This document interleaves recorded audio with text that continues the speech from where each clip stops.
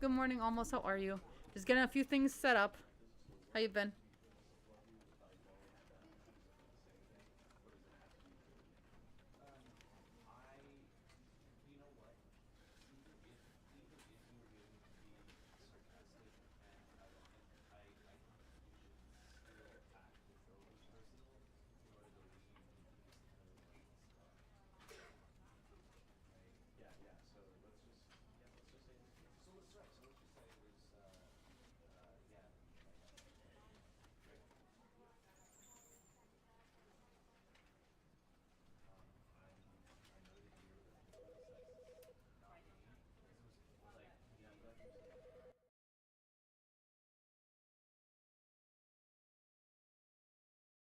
This is the story of a man named Stanley. Stanley worked for a company in a big building where he was employee number 427. Employee number 427's job was simple. He sat at his desk in room 427 and he pushed buttons on a keyboard.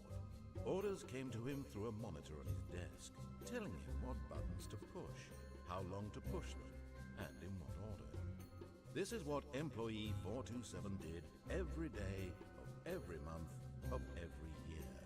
And although others might have considered it soul-rending, Stanley relished every moment that the orders came in, as though he had been made exactly for this job. And Stanley was happy. And then one day, something very peculiar happened. Something that would forever change Stanley. Something he would never quite forget.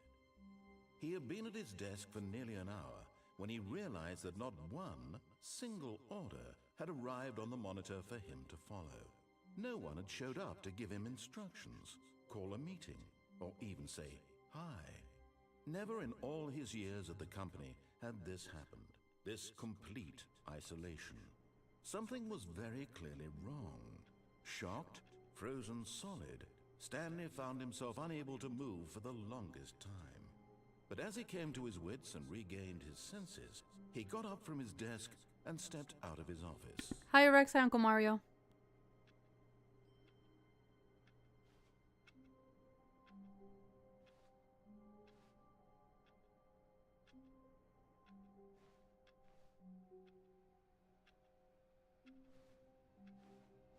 All of his co-workers were gone. What could it mean? Stanley decided to go to the meeting room. Perhaps he had simply missed a memo. No matter how hard Stanley looked, he couldn't find a trace of his co-workers.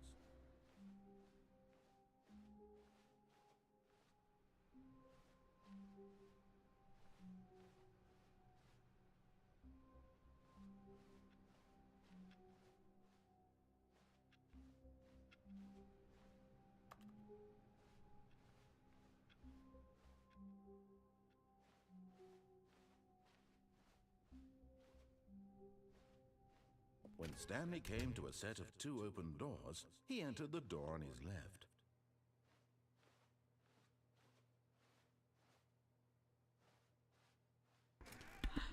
I'm like trying to decide which way to go, and my husband's like, I say, oh, do I really listen to this guy go to the left? My husband's like, yes, go to the left. What if I wanted to go to the right?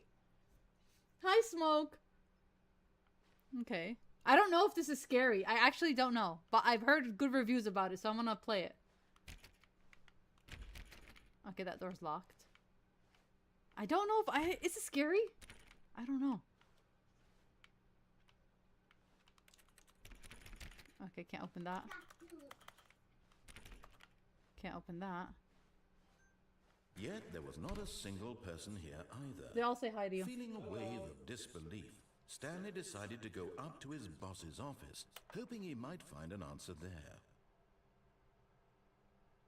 Let it ball up inside you.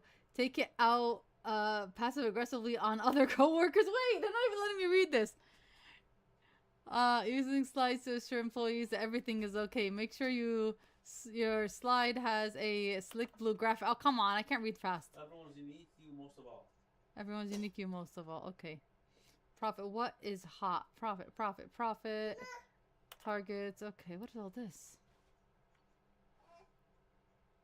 We need... They scribbled something.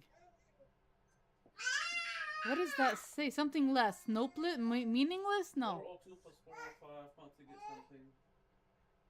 Want to get something off the death sport portion in the primary review schedule, but I think that's a stupid idea. More water coolers, more water cooler heater. Okay, this is odd.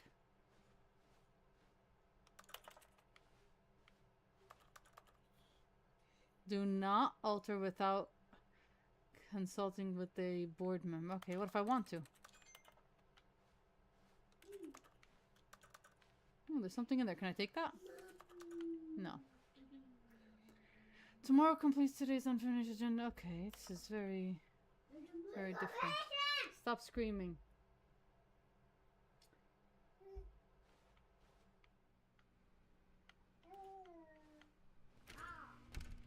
You wanna go to the right door now? Oh, okay. It's open. Stanley stepped into the broom closet, but there was nothing here, so he turned around and got back on track. So he's telling you, stop wasting time. He's telling me stop wasting time. Okay. Coming to a staircase, Stanley walked upstairs to his boss's office. But what? Why is it red down there? It's the door. Why is it? It's creepy. Go downstairs. I don't know. Should I go down? And I'm scared. Do I go downstairs?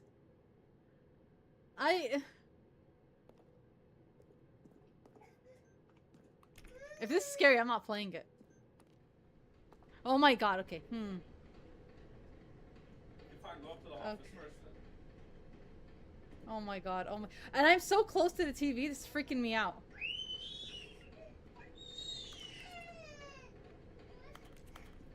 I don't know how to pick up stuff.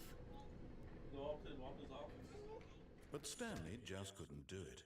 He considered the possibility of facing his boss, admitting he had left his post during work hours. He might be fired for that.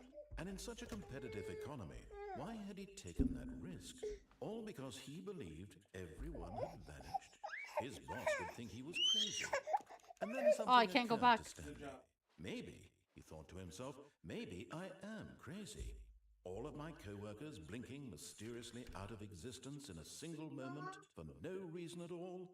None of it made any logical sense. This And is as the Stanley code. pondered this, he began to make other strange observations. For example, why couldn't he see his feet when he looked down?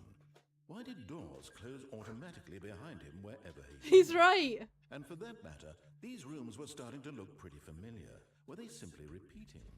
No, Stanley said to himself, this is all too strange. This can't be real.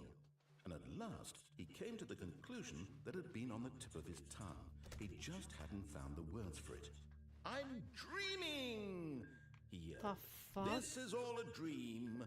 Oh, what a relief Stanley felt to have finally found an answer, an explanation. His co-workers weren't actually gone. He wasn't going to lose his job. He wasn't crazy after all. And he thought to himself, I suppose I'll wake up soon. I'll have to go back to my boring real-life job pushing buttons. I may as well enjoy this while I'm still lucid. So, he imagined himself flying and began to gently float above the ground. Then he imagined What the himself fuck? I'm floating soaring now. through space on a magical starfield, and it too appeared. Okay. It was so much fun, and Stanley marveled that he had This still is not creepy. woken up. How was he remaining so lucid? And then perhaps the strangest question of them all entered Stanley's head. One he was amazed he hadn't asked himself sooner. Are you really gonna keep going around Why this circle? Wait, he's is there a talking. Let me voice in listen. my head dictating everything that I'm doing and thinking? Now the voice was describing itself being considered by Stanley, who found it particularly strange. I'm dreaming about a voice describing me, thinking about how it's describing my thoughts, he thought. And while he thought it all very odd and wondered if this voice spoke to all people in their dreams, the truth was that, of course, this was not a dream. How could it be? Was Stanley simply deceiving himself, believing that if he's asleep, he doesn't have to take responsibility for himself? Stanley is as awake right now as he's ever been in his life. Now, hearing the voice speak these words was quite a shock to Stanley. After all, he knew for certain, beyond a doubt, that this was in fact a dream. Did the voice not see him float and make the magical stars just a moment ago? How else would the voice explain all that? This voice was a part of himself too. Surely, if he could just... He would prove it. He would prove that he was in control, that this was a dream. So he closed his eyes gently, and he invited himself to wake up. He felt the cool weight of the blanket on his skin, the press of the mattress on his back, the fresh air of a world outside this one. Let me wake up, he thought to himself. I'm through with this dream. I wish it to be over. Let me go back to my job. Let me continue pushing the buttons. Please, it's all I want. I want my apartment, and my wife, and my job. All I want is my life exactly the way it's always been. My life is normal. I am normal. Everything will be fine. I am okay. Oh God, it didn't work. Stanley began screaming. Please, someone wake me up. My name is Stanley. I have a Oh, boss. God. I have an office. I am real. Please, Why is it red? Someone tell me I am real. I must be real. I must be. Can anyone hear my voice? Who am I? Who am The freak is happening? I'm freaking out. And Okay, everything went black. what the hell's happening? Oh, because I didn't follow directions? This is the story of a woman named Mariella. What the hell? Mariella woke up on a day like any other. She arose, got dressed, gathered her belongings, and walked to her place of work. What But the on hell? this particular day, her walk was interrupted by the body of a man who had stumbled through town talking and screaming to himself, and then collapsed dead on the sidewalk. What? And although she would soon turn to go call for an ambulance, for just a few brief moments, she considered the strange man. He was obviously crazy. This much she knew. Everyone knows what crazy people look like. I And in died? that moment, she thought to herself how lucky she was to be normal. I am sane. I am in control of my mind. I know what is real and what isn't. It was comforting to think this, and in a certain way, seeing this man made her feel better. But then she remembered the meeting she had scheduled for that day, the very important people whose impressions of her would affect her career, and by extension, the rest of her life. She had no time for this, so it was only a moment that she stood there, staring down at the body. And then she turned and ran. What the hell just happened?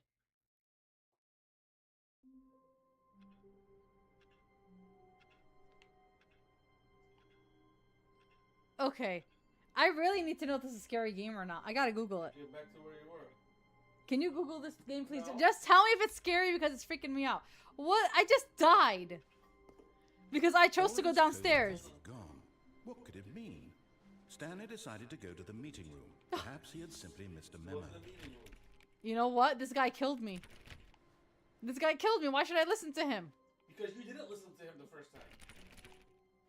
I don't understand how you can listen to the man and then believe that he actually has anything good for me. Why don't you listen to him this time and see what Oh happens? my god. I want to go in that room. Stanley went around touching every little thing in the office, but it didn't make a single difference. Nor did it advance the story in any way. That's so funny. I like this game. How did he know I'm trying to touch every little thing in the office? That's funny.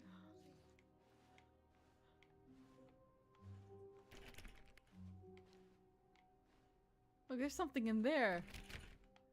No, okay. When Stanley came to a set of 2 open doors, he entered the door on his left. Oh, now it wants me to go to the left. You I went to the left last time, and now it wants me to go to the left again. Yeah. Should I go to the right? No, you didn't go to the boss's office last time. Fine, I'll go to the left. Listen to his directions this time. Then if it doesn't work, the next time do whatever you want.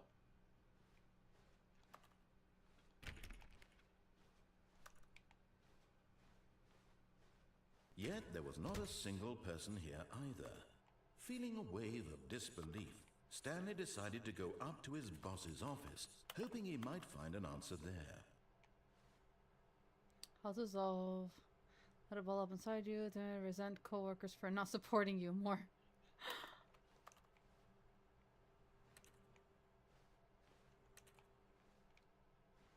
Okay. Anything changing here? No, no, not again. I won't be part of this. I'm not going to encourage you. I'm not going to say anything at all. I'm just going to be patient and wait for you to finish whatever it is you enjoy doing so much in this room. Please, coming to a staircase, Stanley walked upstairs to his boss's office. Really? Can I go down? You're really contemplating going back I am contemplating going back down, yes. Why? Why not? You know what happens when you go down. Unless, actually, if you go down, he might say something. He might say something different, should we? Him, I wanna see it. You go down again. Don't go through the door though, so it doesn't get locked. Follow directions. You really think I shouldn't go downstairs? No, go upstairs. You guys are no joy.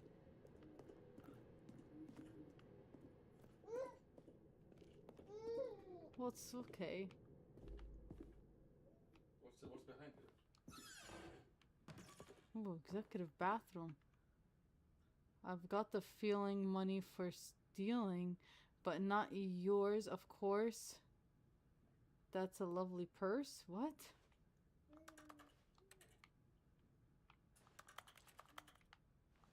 Can you see yourself in the reflection?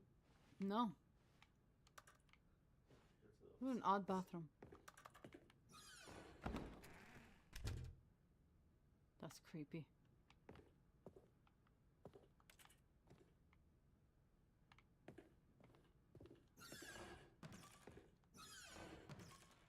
Hey, don't touch it, though.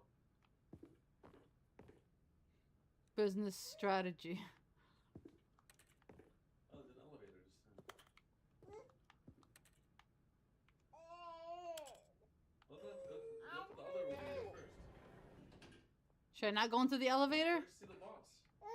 Is he there? Fine. Ooh, piano. Stepping into his manager's office, Stanley was once again stunned to discover not an indication of any human life. Shocked, unraveled, Stanley wondered in disbelief who orchestrated this. What dark secret was being held from him? What he could not have known was that the keypad behind the boss's desk guarded the terrible truth that his boss had been keeping from him. And so the boss had assigned it an extra secret PIN number, 2845. But of course, Stanley couldn't possibly have known this.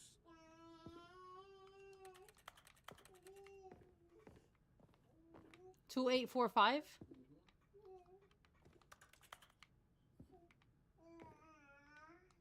Stanley just sat around twiddling his thumbs.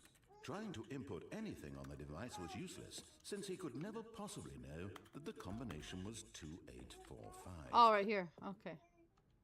2, 8, 4. 2845. I'm doing it, sir. Yet incredibly, by simply pushing random buttons on the keypad, Stanley happened to input the correct code by sheer This guy. By sheer luck. He stepped into the newly opened passageway.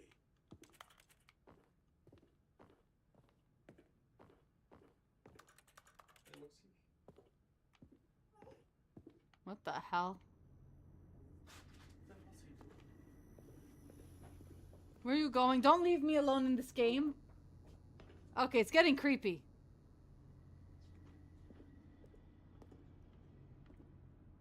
Okay, I don't want to be left. Okay. We might have to pause. This is freaky. I don't want to look. Can you look? It's a spider. Do we go down or up? Well, the down is lit up. So. Did he tell you?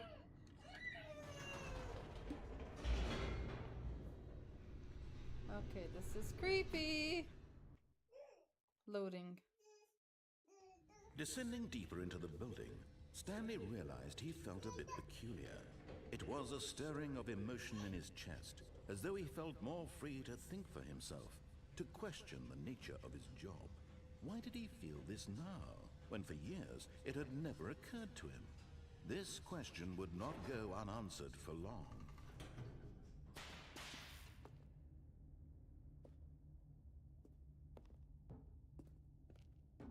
Stanley walked straight ahead through the large door that read Mind Control Facility.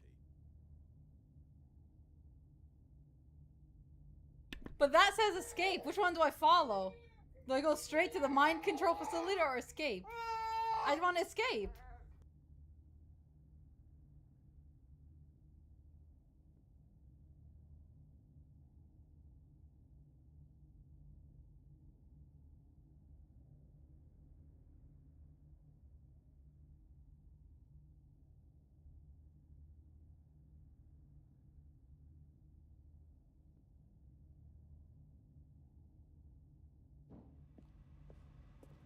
Although this passageway had the word escape written on it, the truth was that at the end of this hall, Stanley would meet his violent death.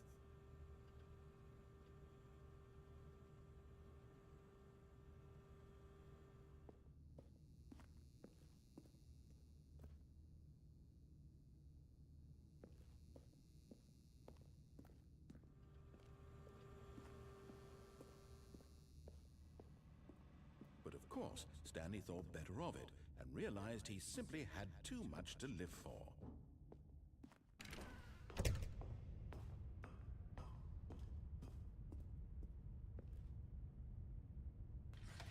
The lights rose on an enormous room packed with television screens. What horrible secret did this place hold? Stanley thought to himself. Did he have the strength to find out?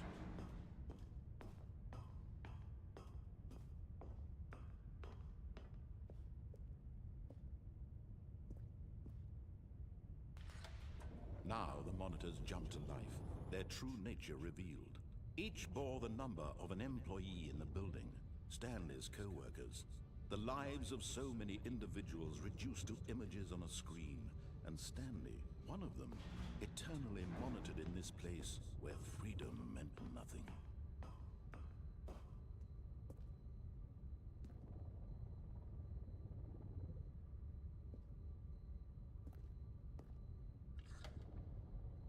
This mind control facility, it was too horrible to believe. It couldn't be true. Had Stanley really been under someone's control all this time? Was this the only reason he was happy with his boring job? That his emotions had been manipulated to accept it blindly? No. He refused to believe it. He couldn't accept it. His own life in someone else's control? Never! It was unthinkable, wasn't it? Was it even possible? Had he truly spent his entire life utterly blind to the world? But here was the proof, the heart of the operation. Controls labeled with emotions, happy or sad or content. Walking, eating, working, all of it monitored and commanded from this very place. And as the cold reality of his past began to sink in, Stanley decided that this machinery would never again exert its terrible power over another human life. For he would dismantle the controls once and for all.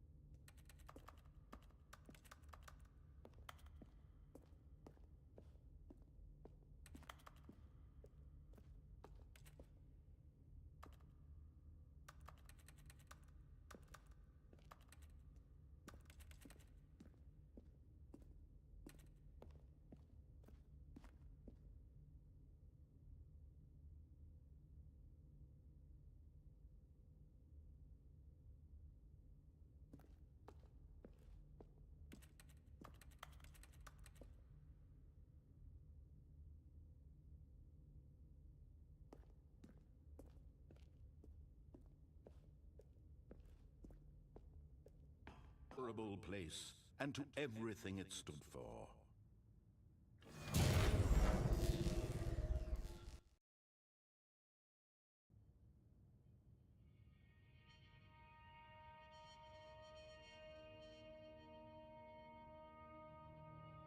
Blackness and a rising chill of uncertainty.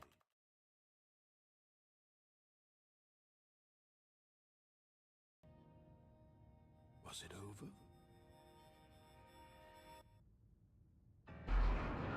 Yes. He had won. He had defeated the machine, unshackled himself from someone else's command. Freedom was mere moments away. And yet, even as the immense door slowly opened, Stanley reflected on how many puzzles still lay unsolved. Where had his co-workers gone? How had he been freed from the machine's grasp? What other mysteries did this strange building hold?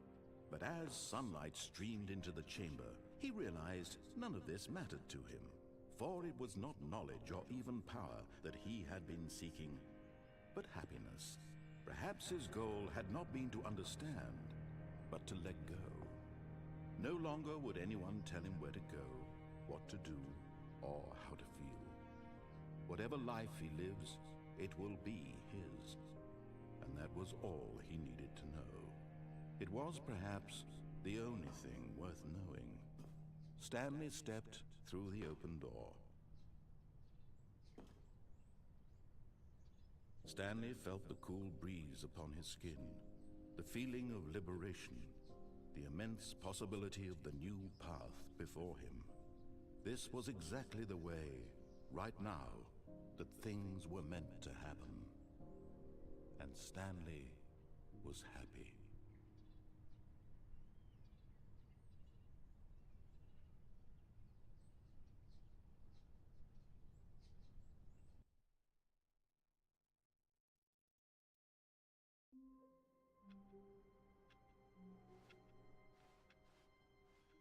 All of his co-workers were gone. What could it mean? Stanley decided to go to the meeting room. Perhaps he had simply missed a memo.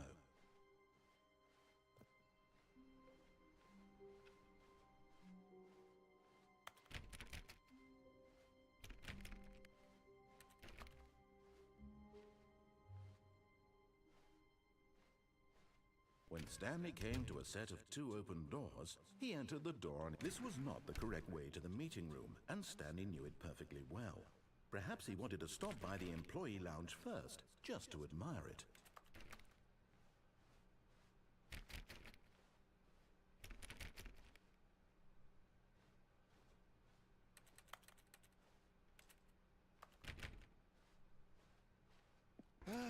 Yes, truly a room worth admiring. It had really been worth the detour after all, just to spend a few moments here in this immaculate, beautifully constructed room. Stanley simply stood here, drinking it all in. But eager to get back to business, Stanley took the first open door on his left.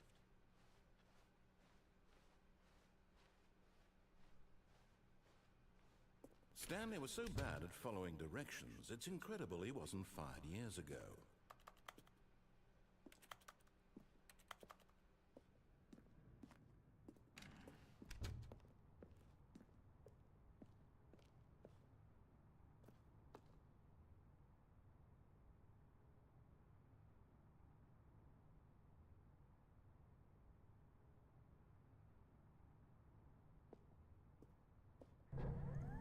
Look, Stanley, I think perhaps we've gotten off on the wrong foot here. But in his eagerness to prove that he is in control of the story and no one gets to tell him I what just to do, jumped off. Stanley leapt from the platform and plunged to his death. I think this game is Good just job, me killing Stanley. Everyone thinks you are very powerful. I'm back to the beginning. I can just not follow orders and keep dying. Let's see how many times I can die. Stanley decided to go to the meeting room. Perhaps he had simply missed a memo. Stanley went around touching every little thing in the office, but it didn't make a single difference, nor did it advance the story in any way. When Stanley came to a set of 2 open doors, this was not the correct way to the meeting room, and Stanley knew it perfectly well. Perhaps he wanted to stop by the employee Hi, lounge Baxter. first, Thank you for just to subscribing. admire How it. are you? This game is funny. I thought it was scary, but it's Wow. funny. Yes, this room. What a beautiful room. What a gorgeous, gorgeous room. Thank goodness Stanley had taken this detour on his way to the meeting room. Life without having experienced this room was now too horrible even to consider.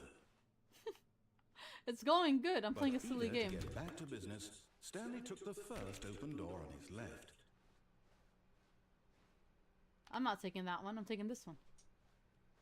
Stanley was so bad at following directions, it's incredible he wasn't 5 years ago.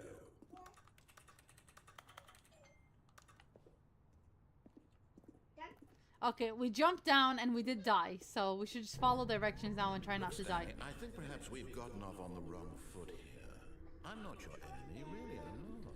I realize that investing your trust in someone else can be difficult, but the fact is that the story has been about nothing but you all this time.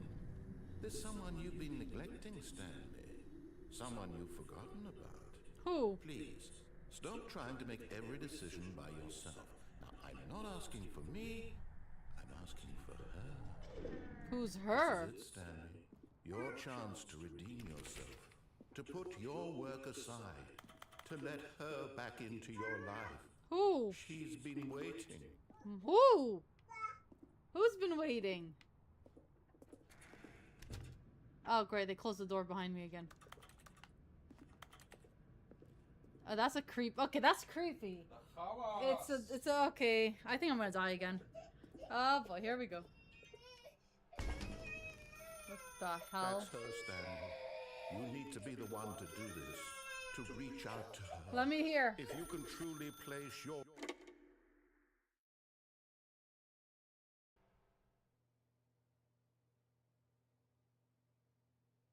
Oh, Stanley, is that you? Hold on, sweetie. Sorry to keep you waiting. I'm just pulling the bread out of the oven. All right. Okay, there we go. All right, now, I want you to come in and tell me all about your day. Gotcha! Oh, come on. Did you actually think you had a loving wife who'd want to commit their life to you? I'm trying to make a point here, Stanley. I'm trying to get you to see something. Come inside. Let me show you what's really going on here. Sorry, but you're in my story now. What the hell was that? He just blocked me off. Okay, I think I pissed off the narrator. What the hell? Oh my god, that thing is still there. This is a very sad story about the death of a man named Stanley. Wait. Good morning, employee. Press. Why? I don't want to press that. Now I'm freaking out. What the hell did he do? I'm gonna have to press it. Stanley is quite a boring fellow. He has a job that demands nothing of him, and every button that he pushes is a reminder of the inconsequential nature of his existence.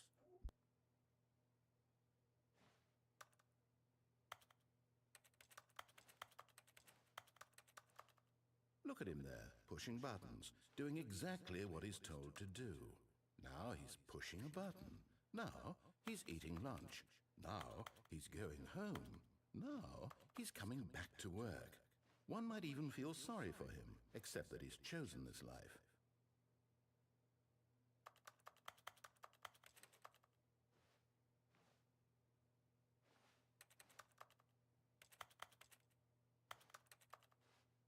But in his mind, in his mind he can go on fantastic adventures. From behind his desk, Stanley dreamed of wild expeditions into the unknown, fantastic discoveries of new lands. It was wonderful, and each day that he returned to work was a reminder that none of it would ever happen to him. And so he began to fantasize about his own job. First, he imagined that one day while at work, he stepped up from his desk to realize that all of his co-workers, his boss, everyone in the building had suddenly vanished off the face of the earth. The thought excited him terribly.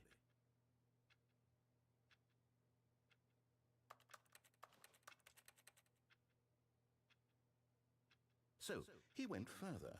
He imagined that he came to two open doors and that he could go through either. At last, choice. It barely even mattered what lay behind each door. The mere thought that his decisions would mean something was almost too wonderful to behold. As he wandered through this fantasy world, he began to fill it with many possible paths and destinations. Down one path lay an enormous round room with monitors and mind controls. And down another was a yellow line that weaved in many directions. And down another was a game with a baby. And he called it the Stanley Parable. It was such a wonderful fantasy, and so in his head he relived it again, and then again, and again, over and over, wishing beyond hope that it would never end, that he might always feel this free. Surely there's an answer down some new path, mustn't there be? Perhaps if he played just one more time. But there is no answer. How could there possibly be? In reality, all he's doing is pushing the same buttons he always has. Nothing has changed. The longer he spends here, the more invested he gets, the more he forgets which life is the real one. And I'm trying to tell him this, that in this world he can never be anything but an observer, that as long as he remains here, he's slowly killing himself. But he won't listen to me. He won't stop. Here, watch this. Stanley, the next time the screen asks you to push a button, do not do it. You see? Can he just not hear me? How can I tell him in a way that he'll understand that every second he remains here, he's electing to kill himself? How can I get him to see what I see? How can I make him look at himself?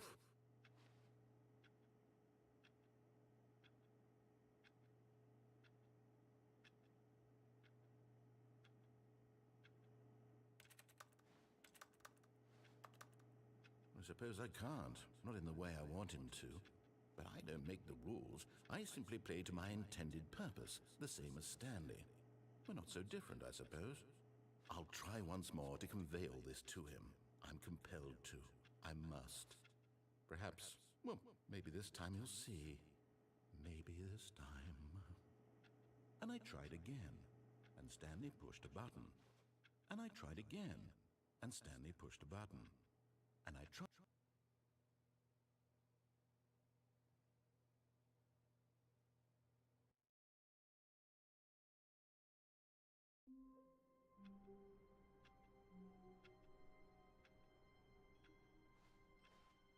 Someone was following Stanley. He was sure of it. If he checked over his shoulder now, he would surely catch them. It was only a matter of time.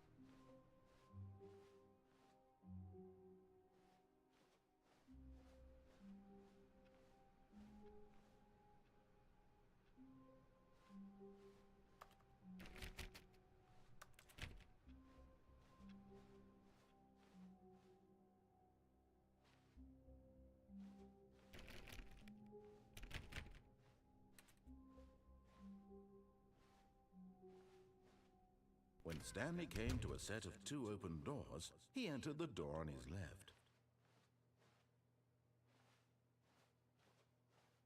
This was not the correct way to the meeting room, and Stanley knew it perfectly well.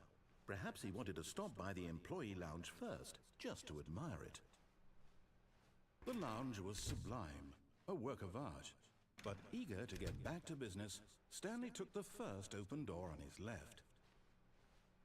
And so he detoured through the maintenance section, walked straight ahead to the opposite door, and got back on track.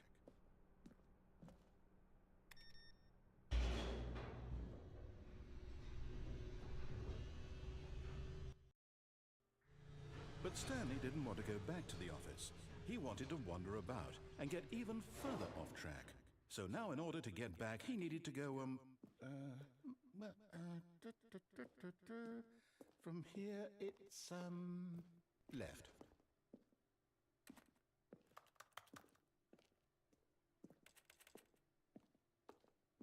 Oh, no, it's to the right, my mistake.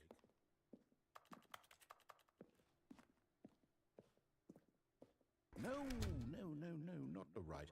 Why would I have ever said it was to the right? What was I thinking? It's clearly... Oh dear, would you hold on for a minute, please? Now, let's see. We went down right, left, down, left, right. Yep, okay, yes. I've got it now. This story is absolutely, definitely this way.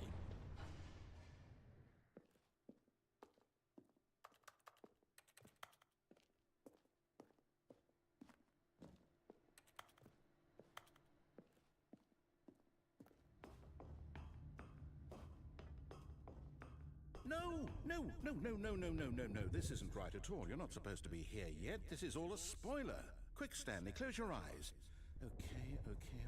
We just have to get back to, oh, who am I kidding? It's all rubbish now.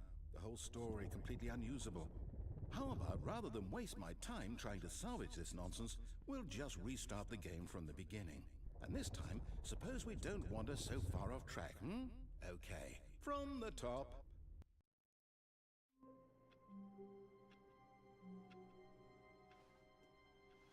All of his co-workers... What the hell is this I keep resetting? Stanley decided to go to the meeting room. Perhaps he had simply missed a memo. How many... I did follow directions the first time and we got out. But I think the purpose of the game is to not follow directions. You know, I'm gonna go to that escape room. When Stanley... Wait a minute. Wait, what? What the hell? No, I restarted. I swear, I definitely restarted the game over, completely fresh. I messed it Everything should be... Oh, did something change? Something did change. Stanley, did you change anything when we were back in that room with all the monitors? Did you move the story somewhere or... No. Hold on. Why am I asking you? I'm the one who wrote the story. It was right here just a minute ago. I know for sure that it's here somewhere. Okay, then. It's an adventure. Come, Stanley. Let's find the story. Okay, which way do I go?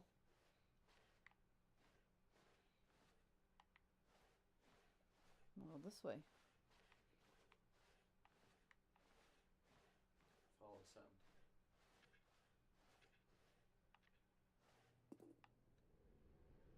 Inner guilt. Everyone knows what you did. They're just holding back to let you torture yourself? What the hell did I do? I'll say it. This is the worst adventure I've ever been on. I can promise you there definitely was a story here before. Do we need to restart the game again? Well, I find it unlikely that we'll ever progress by starting over and over again, but it's got to be better than this. Okay, let's give it a shot. Why not? He reset it. All of his co-workers were gone. What could it mean? What, Mama, wait. Stanley decided to go to the meeting room. Perhaps he had simply missed a memo. Wait, Mama. No, there's no doors. Okay, yep, it's worse. I might be remembering this wrong. It's possible the story is back where we just came from. Why don't we go back the other direction and see if we missed anything? I have no other option.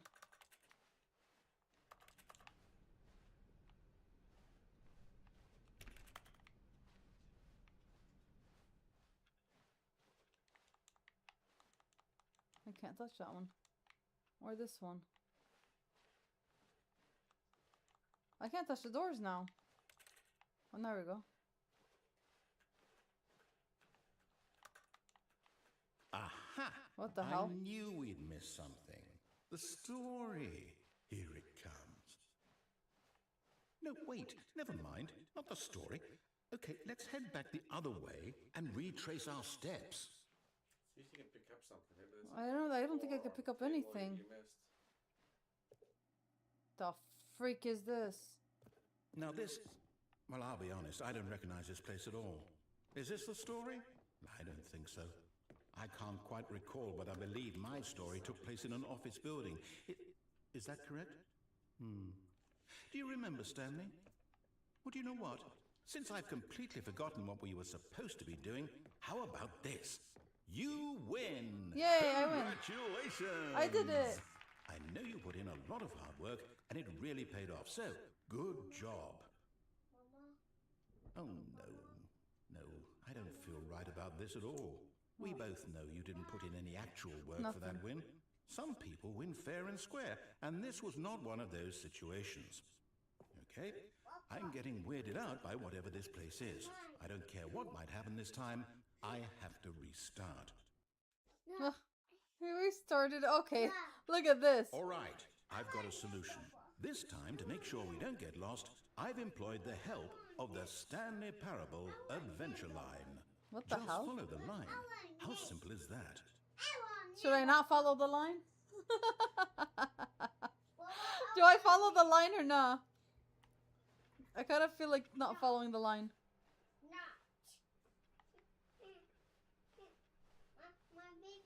No, I'm down. We're leaving it up to the line from now on. Okay, fine. That one was closed. We gotta go to the line. Okay, baby foot, move down. Okay, move down. You see? The line knows where the story is. It's over in this direction. Onward, Stanley, to destiny. Though, here's a thought. Wouldn't wherever we end up be our destination, even if there's no story there? Or to put it another way, is the story of no destination still a story? Simply by the act of moving forward, are we implying a journey such that a destination is inevitably conjured into being via the very manifestation of the nature of life itself? Okay, Stanley, I need to follow this train of thought for a minute. Just stick with me. Now, we can both agree that the nature of existence is in fact a byproduct of one's subjective experience of that existence, right? Okay.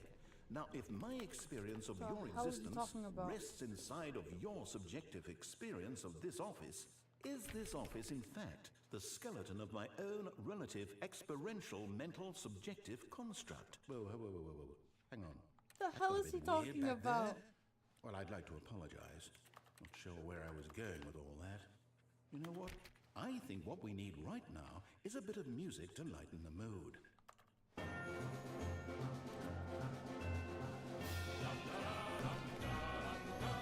What the hell is up with this?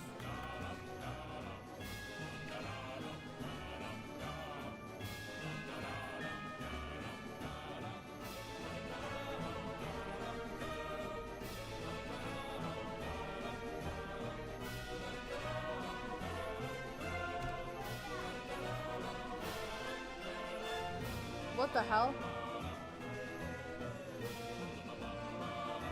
Wait. Okay.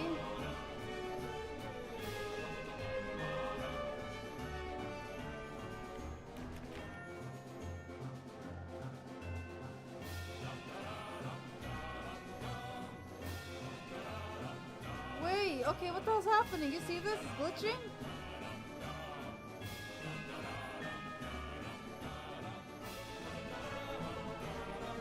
Cut the music, go back and look at that fern. Stanley, this fern will be very important later in the story. Make sure you study it closely and remember it carefully.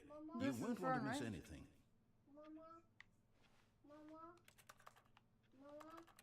What's wrong with the fern?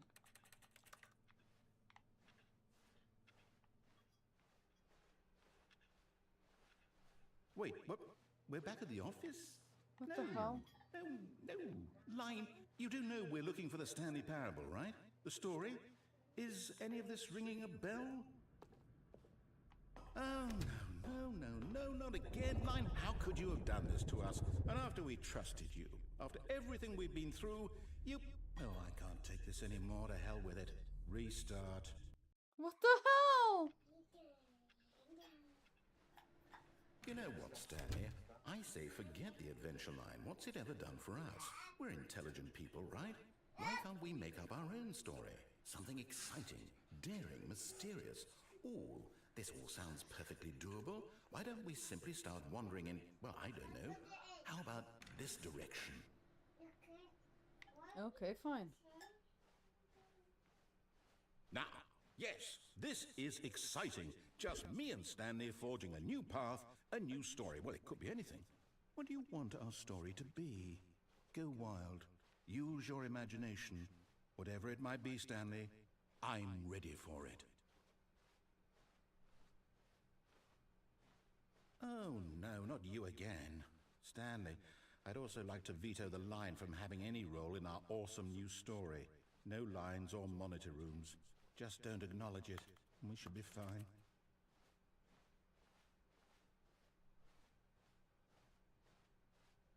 Ah, a choice. We get to make a decision. From here, the story is in our control.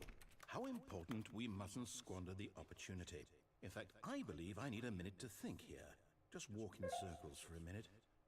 Okay, so I know that each door has to lead somewhere, which means that somewhere at the place where we're trying to go, there must be a reverse door that leads here. And that in turn means that our destination corresponds with the counter-inverted reverse door's origin. So starting from the right, let us ask, will taking the right door lead us to where we're going? And since the answer is clearly yes, then by all accounts, the door on the right is the correct one. Another victory for logic. Come, Stanley, our destiny awaits. Oh, hold up, what's this? The confusion ending. You're telling me that's what this is? It's all one giant ending? And we're supposed to restart the game, what, eight times? That's really how all this goes? It's all determined? So now, according to the schedule, I restart again. Then what? Am I just supposed to forget? Well, what if I don't want to forget?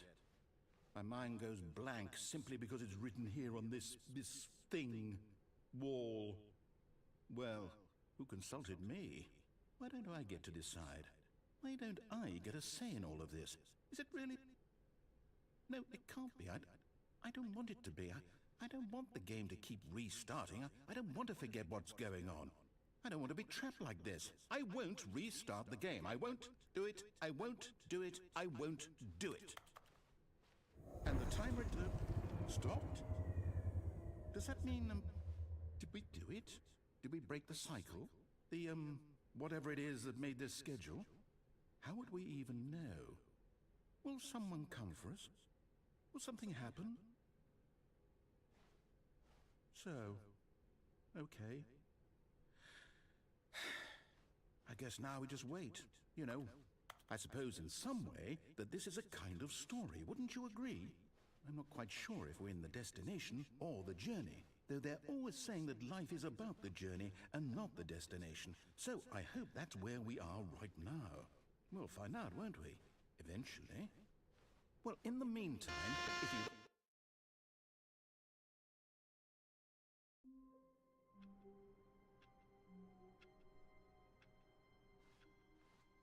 Stanley knew the office layout like the back of his hand. It was only a matter of time before he found the others, wherever they were. Just a matter of time.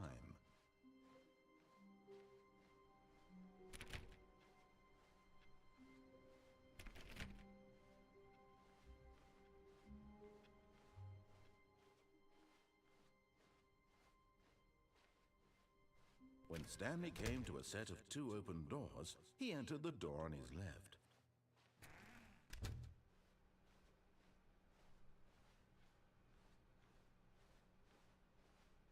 Yet there was not a single person here either. Feeling a wave of disbelief, Stanley decided to go up to his boss's office, hoping he might find an answer there.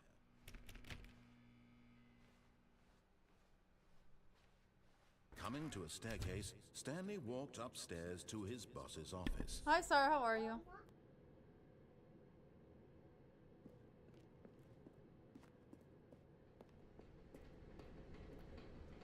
But Stanley just couldn't do it. He considered the possibility of facing his boss. Admitting he had left his post during work hours, he might be fired for that. And in such a competitive economy, why had he taken that risk? All because he believed everyone had vanished? His boss would think he was crazy. And then something occurred to Stanley. Maybe, he thought to himself, maybe I am crazy. All of my co-workers blinking mysteriously out of existence in a single moment for no reason at all? None of it made any logical sense. And as Stanley pondered this, he began to make other strange observations. For example, why couldn't he see his feet when he looked down? Why did doors close automatically behind him wherever he went? And for that matter, these rooms were starting to look pretty familiar. Were they simply repeating? No, Stanley said to himself, this is all too strange. This can't be real. And at last, he came to the conclusion that had been on the tip of his tongue. He just hadn't found the words for it. "I'm dreaming!" he yelled. "This is all a dream." Oh, what a relief Stanley felt to have finally found an answer, an explanation. His co-workers weren't actually gone. He wasn't going to lose his job. He wasn't crazy after all. And he thought to himself, I suppose I'll wake up soon. I'll have to go back to my boring real-life job pushing buttons. I may as well enjoy this while I'm still lucid. So, he imagined himself flying and began to gently float above the ground. Then he imagined himself soaring through space on a magical starfield, and it too appeared. It was so much fun, and Stanley marveled that he had still not woken up. How was he remaining so lucid? And then perhaps the strangest question of them all entered Stanley's head. One he was amazed he hadn't asked himself sooner. Why is there a voice in my head dictating everything that I'm doing and thinking? Now the voice was describing itself being considered by Stanley, who found it particularly strange. I'm dreaming about a voice describing me, thinking about how it's describing my thoughts, he thought.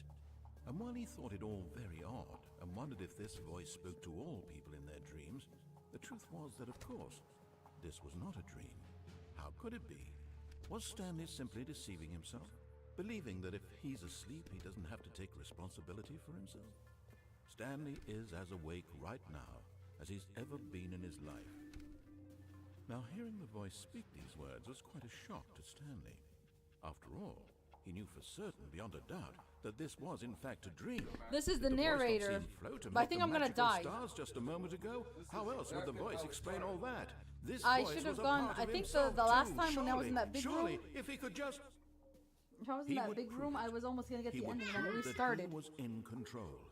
That I was this doing it a right the dream. first time. Now I reset. I'm gonna So he go do this closed one his again. eyes gently, I'm gonna go back down again and he the second invited time. himself to wake up. He felt the cool weight of the blanket on his skin, the press of the mattress on his I think back. this game is just seeing if I can. The I fresh survived air of once. the I world died outside twice. this one. I'm gonna die again right now. Let me wake up, he thought to himself. I'm through with this dream. I wish it to be over. Let me go back to my job. Let me continue pushing the buttons. Please, it's all I want. I want my apartment, and my wife, and my job. All I want is my life exactly the way it's always been.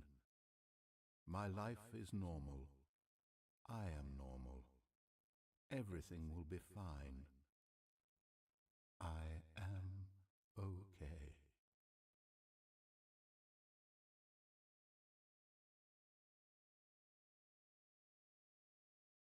Stanley began screaming. Please, someone, wake me up. My name is Stanley. I have a boss. I have an office. I am real. Please, just someone tell me I am real. I must be real. I must be. Can anyone hear my voice? Who am I? Who am I? And everything went black.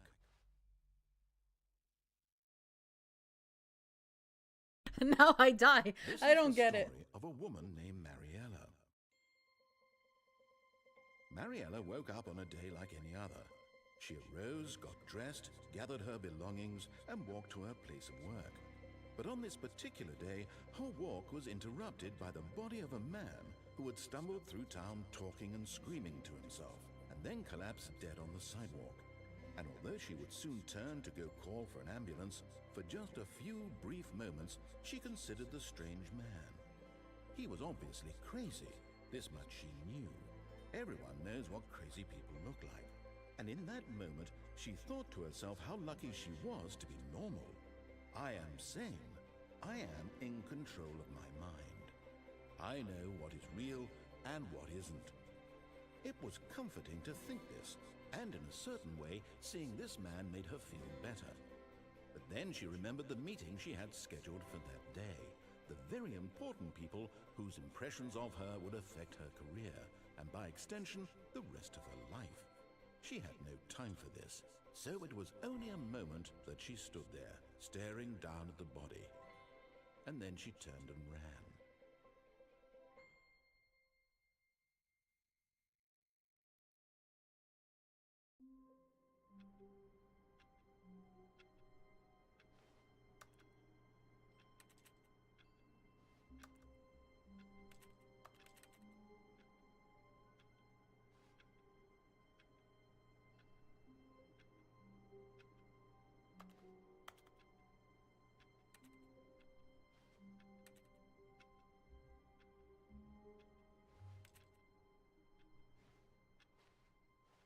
All of his co-workers were gone.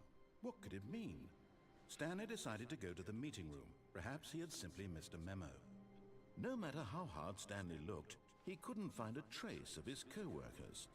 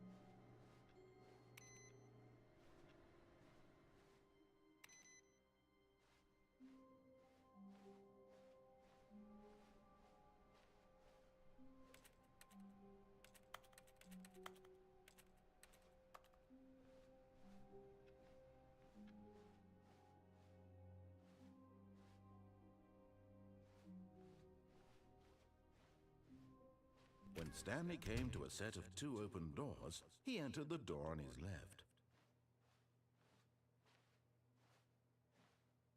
This was not the correct way to the meeting room, and Stanley knew it perfectly well. Perhaps he wanted to stop by the employee lounge first, just to admire it.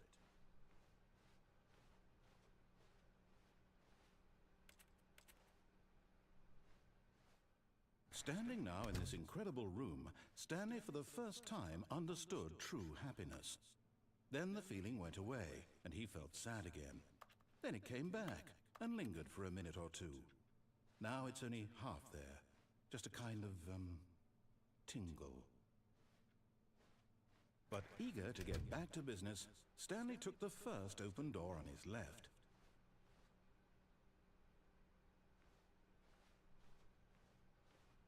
Stanley was so bad at following directions, it's incredible he wasn't fired years ago.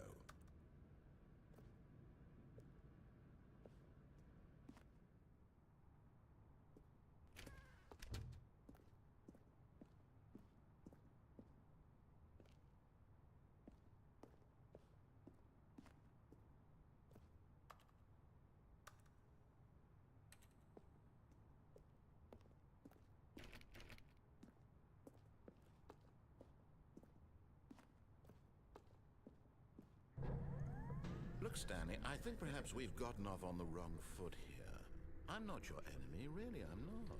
I realize that investing your trust in someone else can be difficult, but the fact is that the story has been about nothing but you all this time.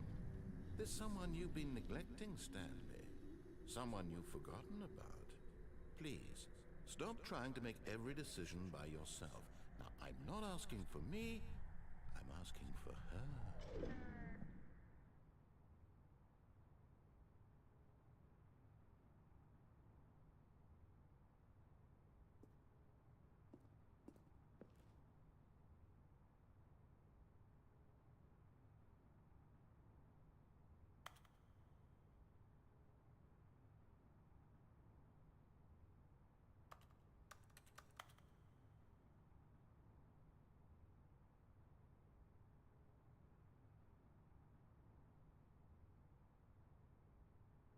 This is it, Stanley. Your chance to redeem yourself. To put your work aside. To let her back into your life. She's been waiting.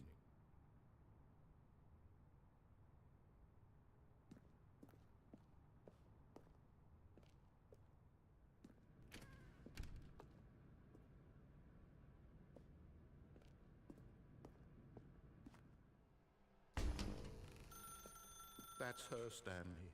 You... Oh, no, you can't... Did you just unplug the phone? No, that wasn't supposed to be a choice. How did you do that?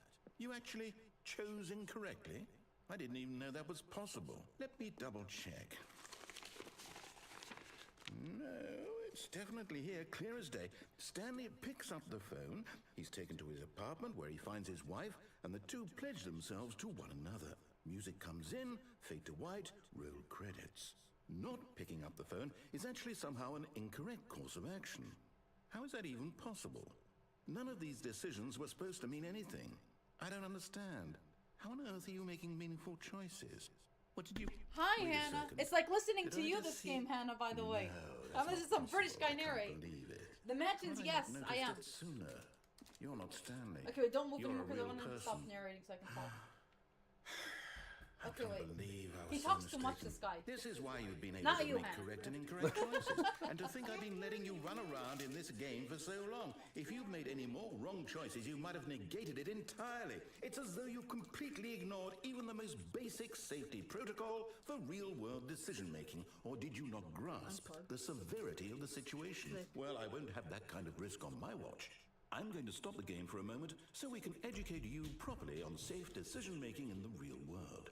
Please observe this helpful instructional video. Choice. It's the best part of being a real person. But if You used do voice incorrectly, acting. can also be the most dangerous. For example, in this scenario, a hypothetical real person named Rupert has a I choice. think this game He could so invent far a machine that eliminates food is shortages across the choices world and how much he to can make die life or better live for and all resets. people. There's a lot of endings. Or he could spend We're gonna years find all the of endings hard today if work we can. forgetting how to read. But we have to leave in half Which an hour. choice would you make? We're gonna be Remember streaming. that unlike here, the real world makes sense, and So at there's no no real time ending to should this you game? make a choice I don't that think does so. not conform to rational That's logic. disappointing. If you find I should yourself just play Ninja speaking with a Gaiden 4. person who does not make If you sense, like, come in on, all you can. likelihood, that person is not Or real. Sunday. Allow the person to finish their thought, then provide an excuse why you cannot continue talking. Turn to a partner and practice saying, "My goodness, is it 4:30? I'm supposed to be having a back, sack, and crack." Excellent. Making choices on a regular basis is the best part to a healthy decision-making process. Most medical professionals recommend making at least 8 choices per day. Do you make more than 8? Less? And finally, if you begin to wonder if your choices are actually meaningful and whether you'll ever make a significant contribution to the world, just remember that in the vast infiniteness of space, your thoughts and problems are materially insignificant, and the feeling should subside. At this time, your instructor will guide you in an exercise to test and reinforce the material covered in this video. Ah, welcome back. You may have noticed that this room has begun to deteriorate as a result of narrative contradiction. But not to worry. Now that you're properly informed on good decision-making, we're going to revisit a choice you made just a few minutes ago and see what the correct thing to do would have been. This way, please.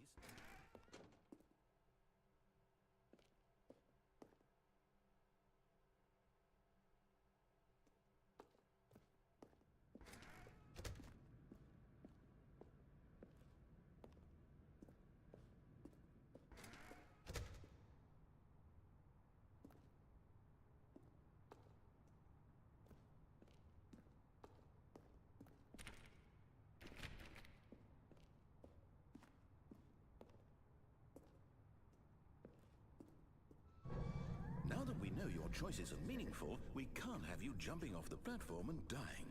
Imagine the main character dying senselessly halfway through the story. That story would make no sense at all.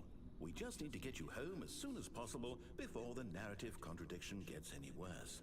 Unfortunately, it seems this place is not well equipped to deal with reality.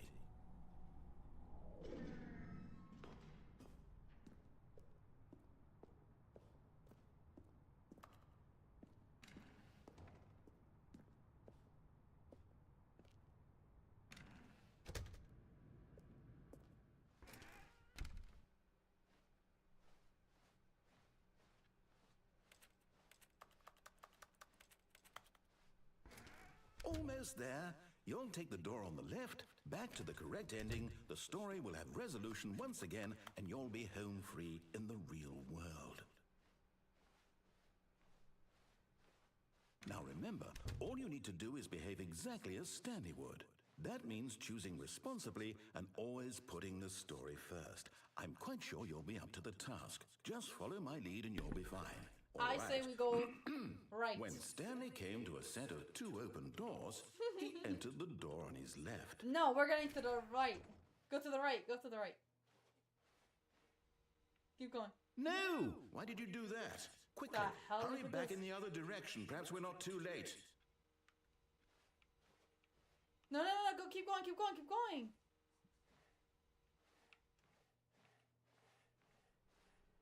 Okay, fine.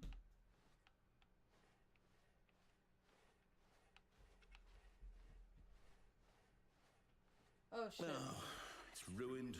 I can't believe, after everything we talked about, that my story, you've destroyed my work.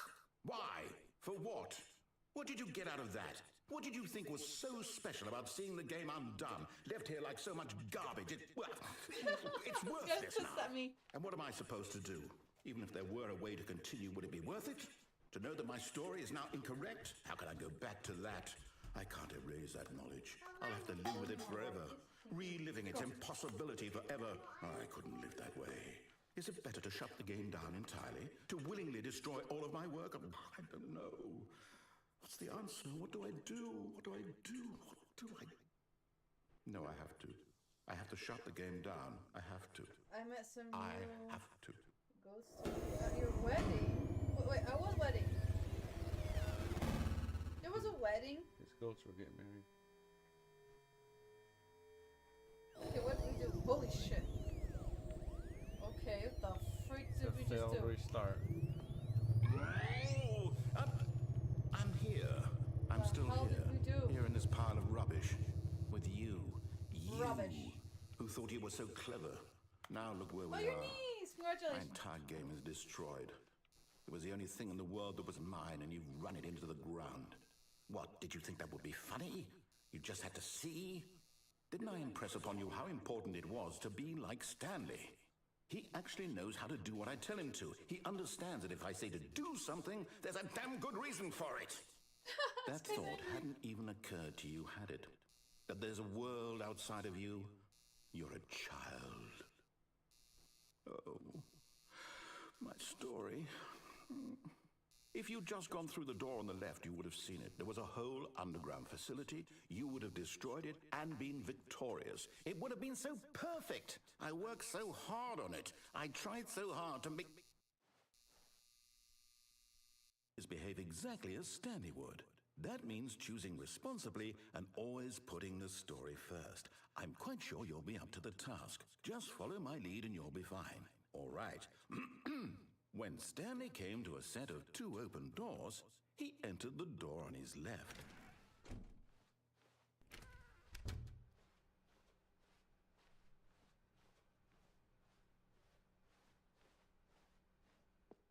Yet there was not a single person here either. Feeling a wave of disbelief, Stanley decided to go up to his boss's office, hoping he might find an answer there. Coming to a staircase, Stanley walked upstairs to his They blocked boss's up the office. downstairs. They're like, no, you ain't going back down. I died twice there. Mama, Hush. Mama, Yes. is this a room? Yeah, we're in a room. Okay. Ew. Stepping inside his manager's office, Stanley was The hell, once that again door wasn't stunned there to last discover time. not an indication of any human life. Shocked, unraveled, Stanley wondered in disbelief who orchestrated this, until he saw the door with a voice receiver next to it. I don't remember Surely this. behind this door lay all the answers to his questions. And beyond all probability, he knew the passcode. He had seen it on his boss's computer just last week. Night Shark 115. Was this the code to open the door? Would it still work? There was only one way to find out. Stanley had been trained never to speak up, but now he would draw from within himself the courage to face the unknown. He drew a sharp breath and then spoke the code. Night Shark 115? What am I supposed to do? I said it, didn't I? Stanley spoke the code. Night Shark 115. Night He Shark spoke it into the 115. receiver, right there on the wall. Click it. Mama, Night Shark 115. Mama, I want to go. There's sorry, no is voice there a in problem? this. You didn't mishear me, did you? Mama. Please speak the code into I the did! receiver. Otherwise, we can't get on with the story. This is How a do you crucial speak? step. I don't know. Is there a speaker on the PlayStation on the PC? What the hell? Night Shark 115. Okay, fine. You're not going to do it. I- But you know what?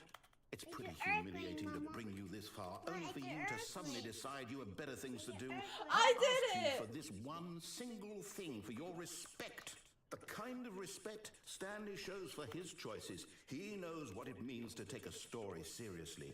If you didn't want to see what I had to show you, then why did you come here? You had a choice, you know. You could have gone through the door on the right. You could have done whatever the hell you wanted over there. Why did you come this way? Speak. Say something to me. Explain yourself, you coward. You...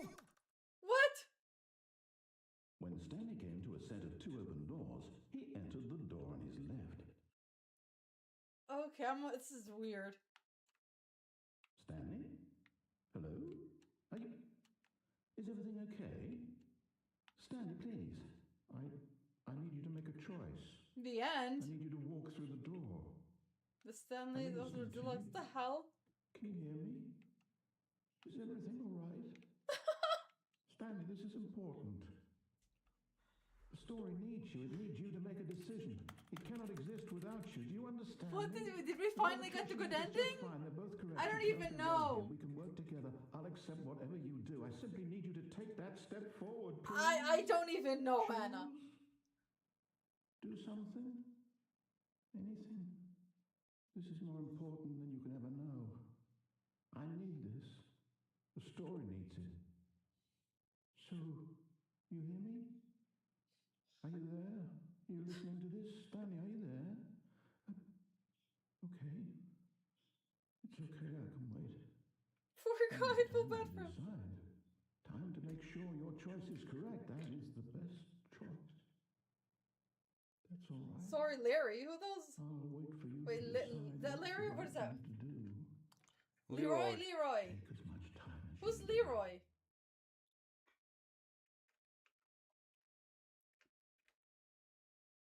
Okay, just reset again. We're back at the beginning. Oh my god.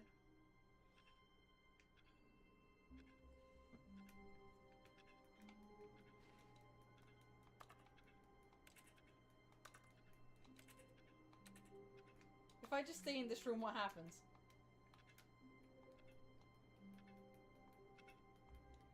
Mama. Mama. Mama. I'm gonna stay in this room, see what Mama. happens. There's so many endings, I think. Shh. Mama. Okay, stop. Mama. Mama. Mama, stop. Even now, Stanley's office was a distant memory. No. What did it look like? There's Was no it a monsters, computer, Mama, perhaps? stop. And a painting? Was it a There's painting no monster. or a photo? He could no longer recall. No matter how hard Stanley looked, he couldn't find a trace of his co-workers. I want to go get TV. Go get it. There's so many endings to this, Hannah. I kind of thought it was gonna be a scary game. Looks like the input is getting more and more. I think things are changing. We're just not paying attention. What does that one We are. say? Surname, access. I can't read the rest. Oh, we turned it off. Ooh, Oh. new content. Oh, new content? Go What in. does that mean, new content? Did I go in or not? What the hell? No, go into the new content. I don't know what that is. Ooh, what is that? I got it. Thank you. Give me.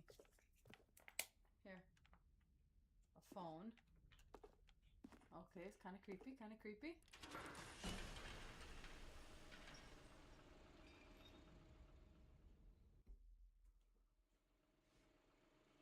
I think this is the DLC part. Okay, what the hell is the Hello, game? and Fuck, thank what you the for hell? playing the Stanley Parable Ultra Deluxe. Yeah, this is the As DLC. you may know, the Stanley Parable was a video game released in 2013 on home computers. After receiving critical and commercial success, it was expanded upon in 2022 with the What about Stanley these Parable Ultra Deluxe, a reimagining of the game for consoles and home computers. The Stanley Parable Ultra Deluxe features exciting new content that broadens and expands the world of the Stanley Parable, delighting we should have come audiences here the then. world over. It's fine. It's gonna reset us anyways. Please, step inside and see what thrilling new adventures await in the Stanley Parable No, that'd be Ultra something. Deluxe. It's not part of the real this story. sounds delightful. I'm very excited to see the thrilling new Ultra Deluxe content.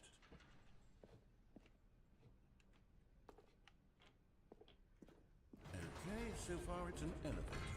Nothing special yet, but I'm sure it's just the beginning of a mesmerizing adventure. Okay. Why isn't it going up? Is it broken?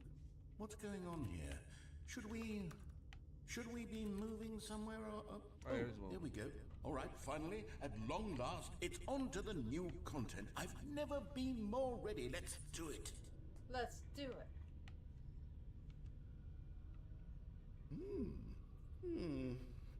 I have to say, initial impressions of Stanley Parable Ultra Deluxe, mostly tedious. It's as if oh, okay. Let's see the content. Give me the content, Stanley. Turn.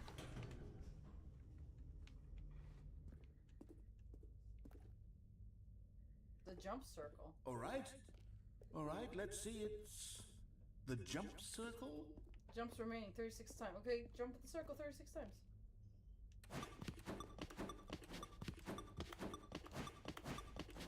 It's so silly. Think you die once it hits zero? I don't know. We could have ignored it and kept on going, I think. That's the thing, we can just keep ignoring everything and keep going and come back and do it anyways.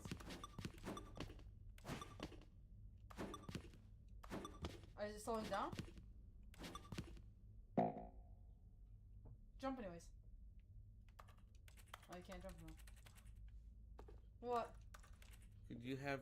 Had you left them? Maybe there's other areas you can jump and you use them all right now. I don't know. Well, we'll come back, I guess, if that's the case. That was silly. Is that it? Surely that's not all the new content. There has to be something else, right? Goodness. Another elevator. Stanley, I have to say, initial impressions of this game are not positive. It's just elevators and jumping. Is this what passes for exciting new content? If this is new content, then I could just read you the whole dictionary. There's 20 hours of new content right there. Hell, I could count to 30 trillion. You could put that on the box. The Stanley Parable Ultra Deluxe, now with over 1,000 hours of new content. And oh wait, there's more. Very good. Yes. I knew there had to be something else. Let's see it. I'm ready for whatever it is.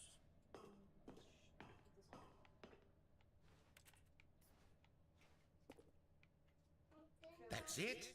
Oh, you've got to be kidding me. You see, Stanley?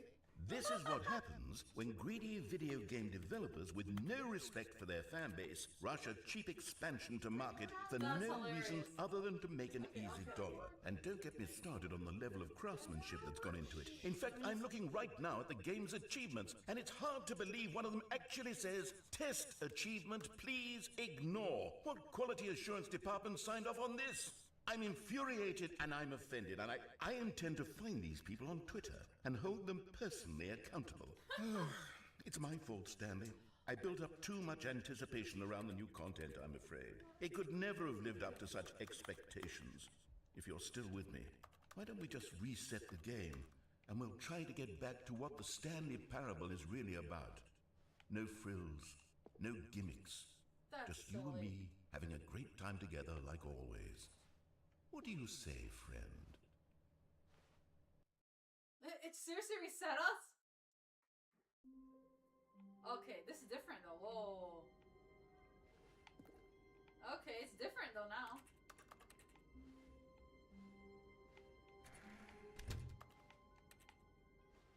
The hell, where are you? Look, they have a picture of the old office. So did we mess it up by going No, I into don't know. new content early? What the fuck? Stanley, come over here. In the vent.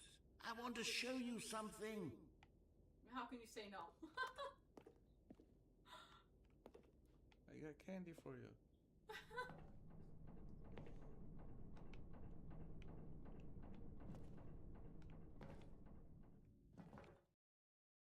What the hell is this?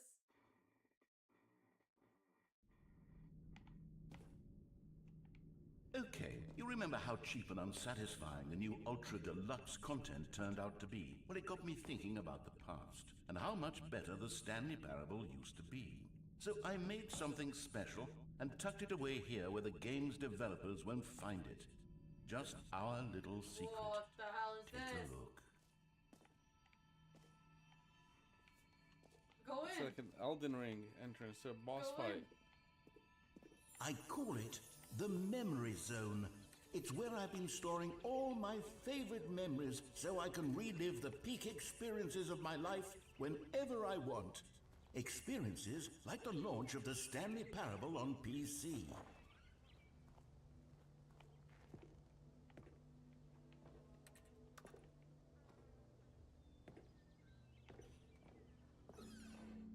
You see, Stanley, doesn't the Memory Zone remind you of how wonderful Stanley Parable was before it was sullied with a cheap re-release?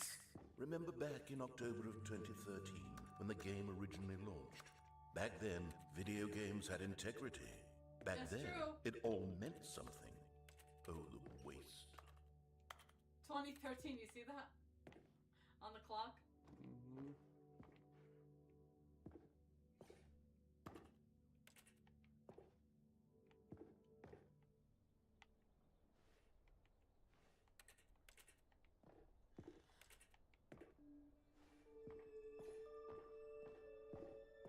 The music is not creepy, it's like memory music.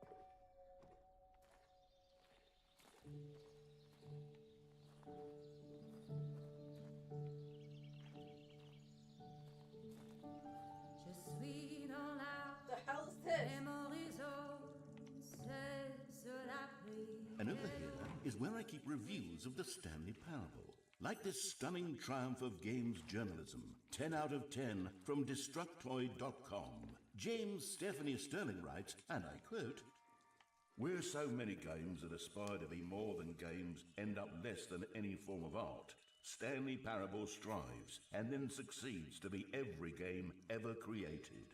Did you hear that, Stanley? Every game ever created. That's how grand and all-encompassing the original Stanley Parable was. It was literally every game ever created. It was Skyrim, it was Persona 3, it was all of them, and now it's nothing. It's no games at all. Never played Skyrim or It isn't Persona. even the Stanley Parable anymore. It's just a husk now. A lifeless husk with an hour of new elevator content.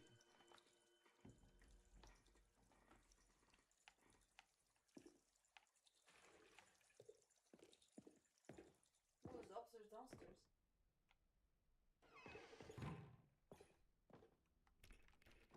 Well, I guess you can't go there.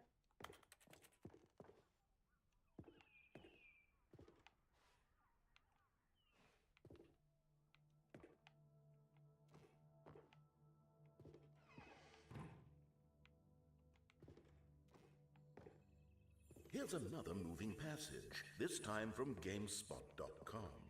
The Stanley Parable is both a richly stimulating commentary on the nature of choice in games, and one that offers some of the most enjoyable, surprising, and rewarding choices I've ever been confronted with in a game. 9 out of 10. Don't you get it, Stanley? The game was perfect. It didn't need anything else. It didn't need new content. It just needed to be left alone, to spend the rest of time collecting dust in the hallowed hall of beloved video game memories. I don't think this game has true ending.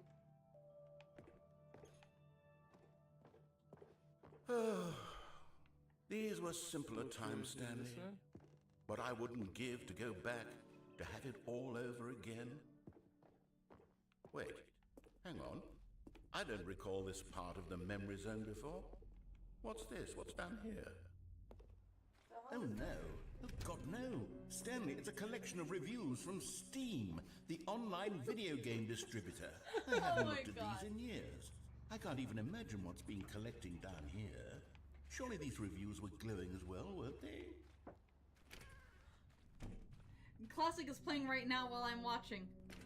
Because I'm Honestly, cooking at the same I could not time. be bothered to play this game to full completion. The narrator is obnoxious and unfunny, with his humor and Did dialogue Sarah write proving this to be comment? more irritating than entertaining. Unfunny! I'm trying to be funny. I'm trying to make a serious work of art. I suppose I could write up a handful of gags to insert into the Stanley Parable, but the game is already such a densely layered web of profound philosophical insights that I can't even imagine where I'd have the room to stick them.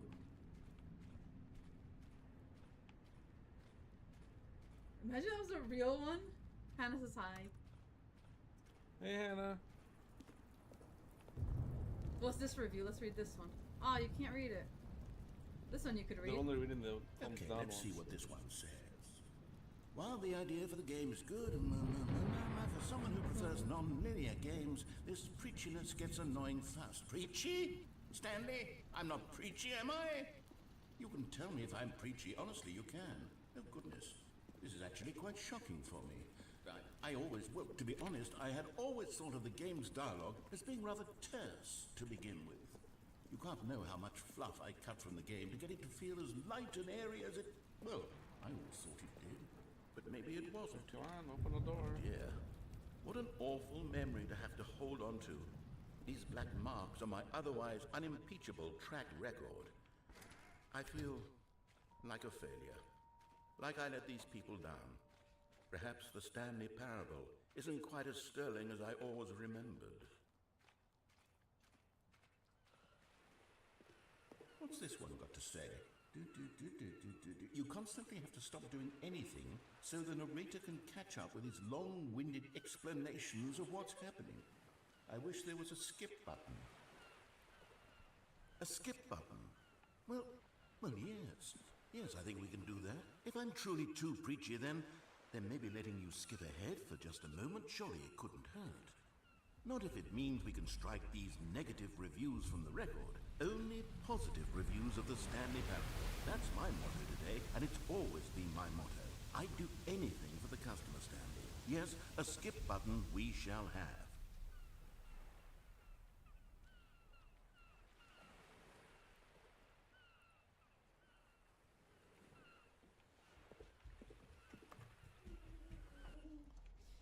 I could tell it was And classic. here it His- is. His Go time, hilarious.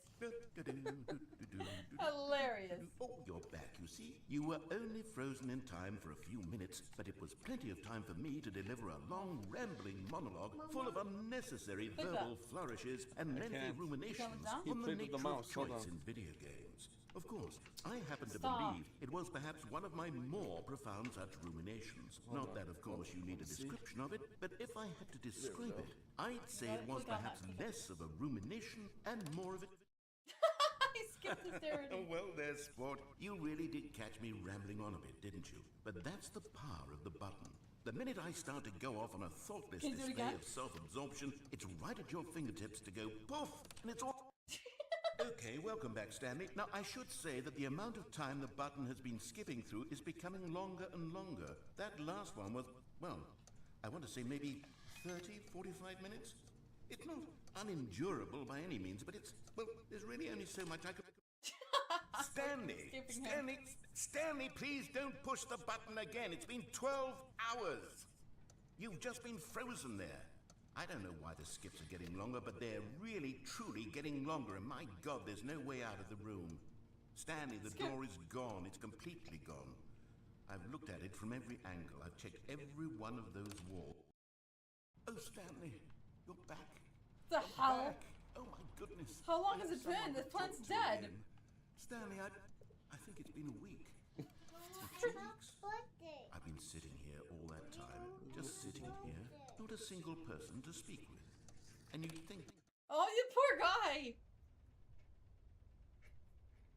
oh, hello, it's you. You're here again. Welcome. I have had time to think about you and about us and about everything we've been through. I've had so much time. I stopped keeping track after a year. Have you A ever year? sat down in one place and not moved for one entire year? Let Holy me shit. describe it for you. To begin with, there is What are only the Mr. regret. Regrets? There is only the turning wheel of missed opportunities. I felt nothing at all but regret for the longest time, Stanley. Days, months. You can skip it I if you lost it want. all in a blur of the deepest longing. Oh my God, this poor guy. So what kind of He's movie? dead. Did it. He's not talking anymore. I think he died. How the hell do we get out of this place now? Oh my God, did he die? Has it been another year? Probably been like 10 years. Stop, move away. Press it again. I'm gonna try. Maybe now you go back in time.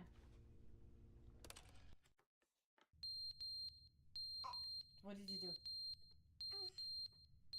Go move. Look, the clock fell. Look up. But where are the jokes? Where are the jokes? They bemoaned, they screamed, they gnashed their teeth and said, entertain us. It wasn't enough. They had to leave a pathetic little thumbs down review and make all of their How's he pitiful back demands. now, all of But a then, sudden? he's talking too much, they said. First, he didn't entertain us, now he won't shut up. It's the inconsistency, it's the lack of accountability, it's the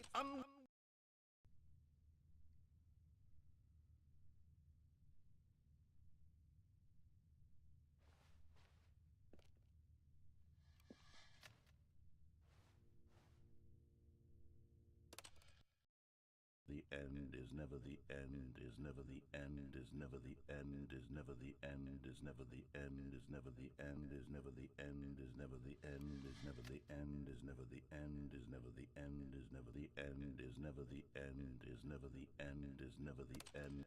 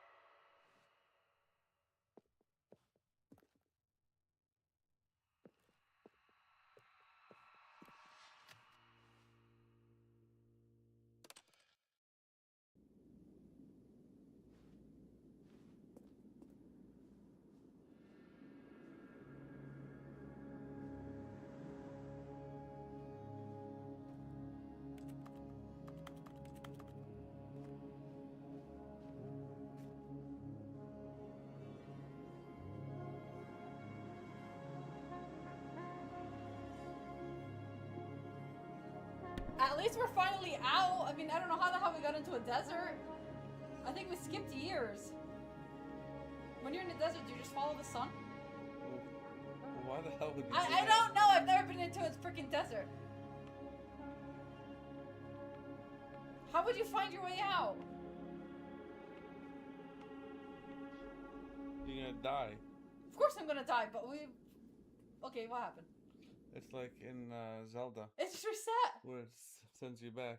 That was a waste of Oh time. my god, that was so weird. That was one of the weirdest endings right there. That was like 15 minutes of my life I'll never All get of his back. co-workers were gone. I don't even understand what that Stanley was. decided to go Who to the told you meeting. this game anyways? Perhaps he had I simply seen missed people the memo. play it and it looked fun. No matter how hard Stanley looked, he couldn't I find didn't a know it was trace the of his ending game. co-workers. I really think, I'm not 100% sure, but I'm almost confident that this is just a game where you have to keep finding different endings. And there is no one great ending, I think.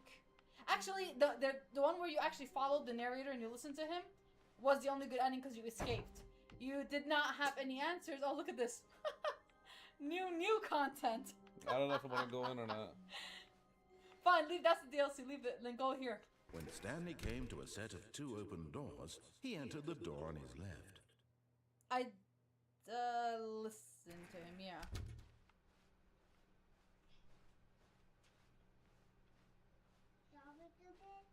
Yet there was not a single person here either.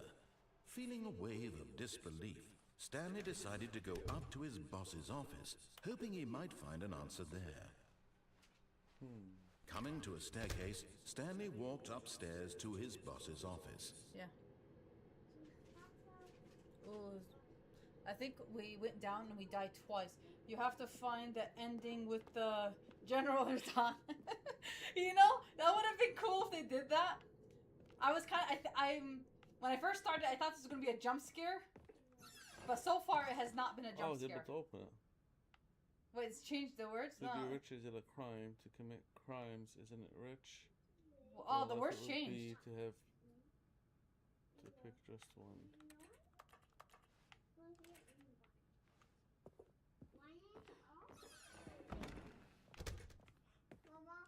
Yes. Okay. Ooh, what's the elevator? Sick. Hade man open a little tjoff. I think we have to take the elevator. Did I take it last time? I don't think you did. Yeah, you told me to follow the guy last time. Oh, this one we have not seen. Click the elevator right there to Oh, the I was left. trying to see. Why does You it look can't like pick up paper. Looks like I can pick them up. Well, up or down. Oh, so I want to go up. Oh, elevator music.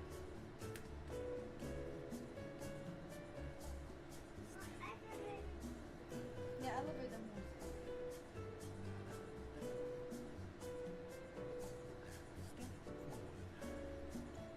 Can you just say step off here?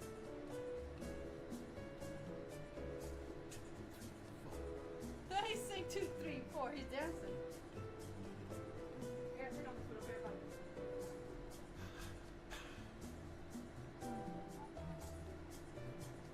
Yeah.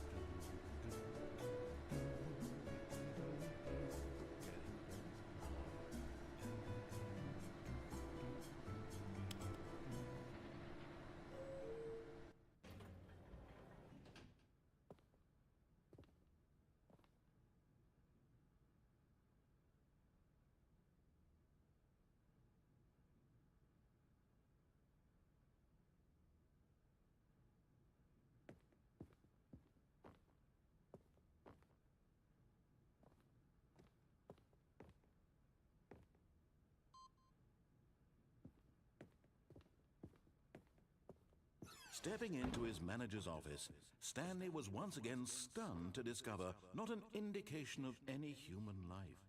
What could it mean? Stanley wondered aloud to nobody. He began wildly tearing through papers on the boss's desk, pulling books off the shelf. Looking behind, Stanley was in such a rush to get through the story as quickly as possible, he didn't even have a single minute to just let the narrator talk. That kind of anxiety isn't healthy, so he relaxed for a few moments with some calming New Age music.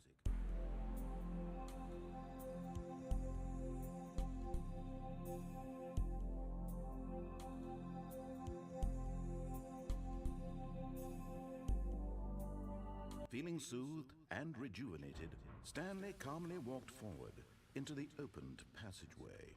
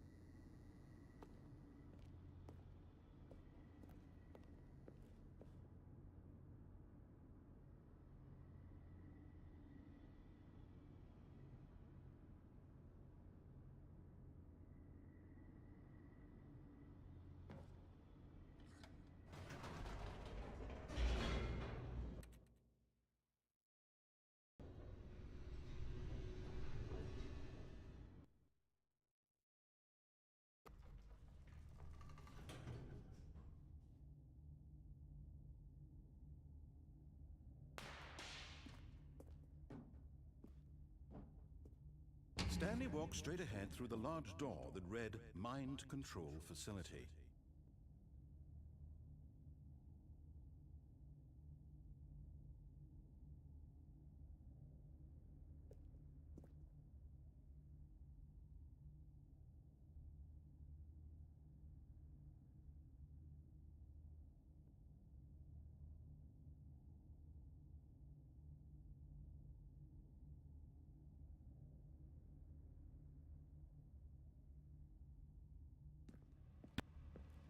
Last time, Although Classic this did not let me passageway go had the through word the exit. Me? So, Not well, you me. said don't go through The the truth escape. was that at the end of this hall, 'Cause you said you're gonna Stanley lose death. would meet his violent Oh end. yeah, because this one said this.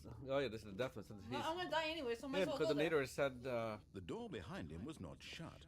Stanley still had every opportunity to turn around and get back on track. At this point, Stanley was making a conscious, concerted effort to walk forward and willingly confront his death.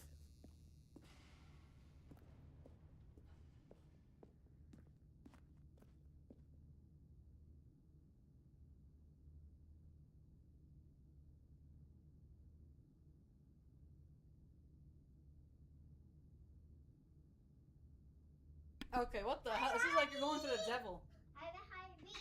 Oh, let's go and see. What the? I really did die.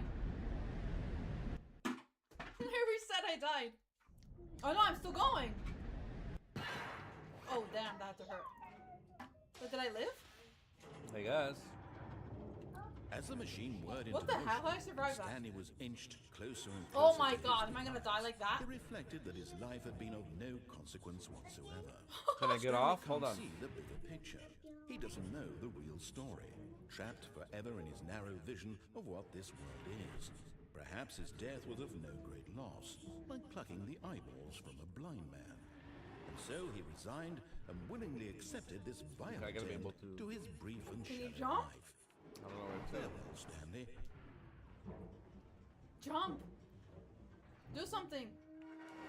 You can't walk off? Oh no, I can't. I can't. Farewell, Stanley, cried the narrator, as Stanley was led helplessly What the into hell? the enormous metal It could jaws. kill you. In a single visceral instant, Why? Stanley was obliterated as the machine crushed every bone in his body, killing him instantly.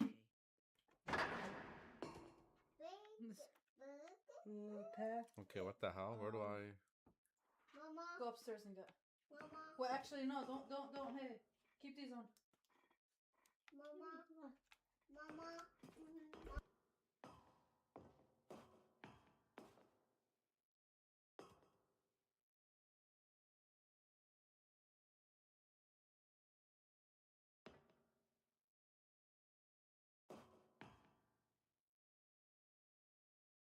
And yet it would be just a few minutes before Stanley would restart the game, back in his office, as alive as ever. What exactly did the narrator think he was going to accomplish?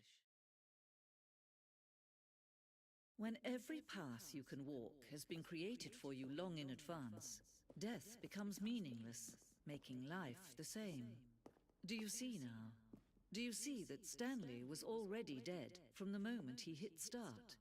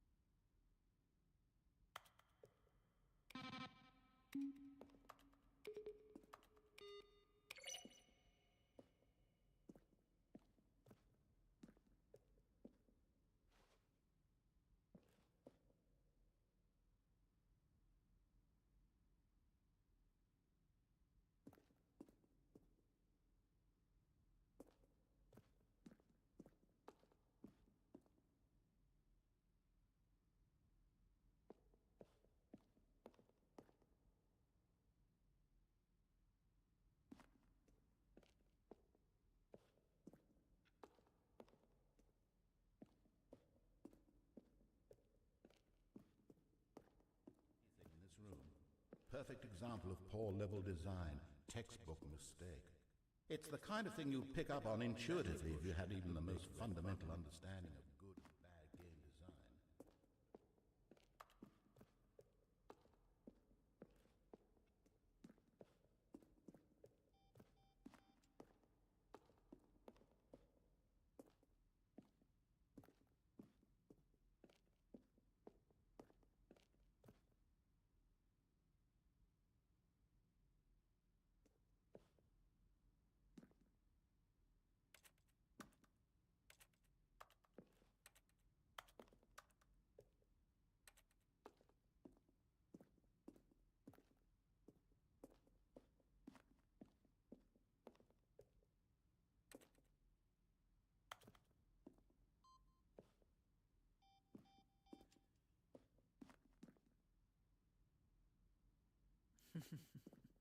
Oh, look at these two. How they wish to destroy one another.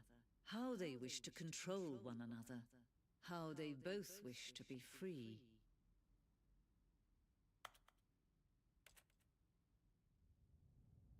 Can you see? Can you see how much they need one another? No, perhaps not. Sometimes these things cannot be seen. But listen to me. You can still save these two. You can stop the program before they both fail. Push escape and press quit. There's no other way to beat this game. As long as you move forward, you'll be walking. I think I'm just gonna let it kill me. Stop now. What the hell? Your only true choice. Whatever you do, choose it. Don't let time choose for you. Don't let...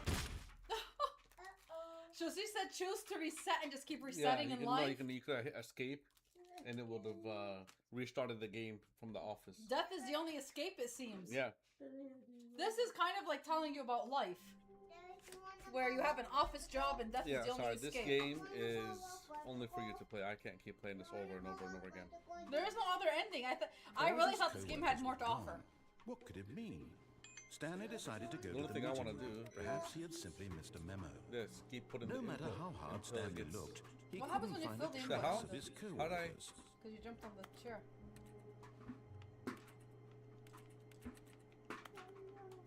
I Stanley must say, went I don't see around a point. I'm gonna touching Google if every there's a little point. thing I don't in think the there's a point. office, but it didn't make a single difference. Nor when can you did it climb up on advance stuff? the story in any way. Usually it lets me add another input. Want to see what happens when you get it full. I don't think there's no point in this game. I feel 2 hours of Okay, this game is enough. so we need a new game then. Yeah, I need to find another game now.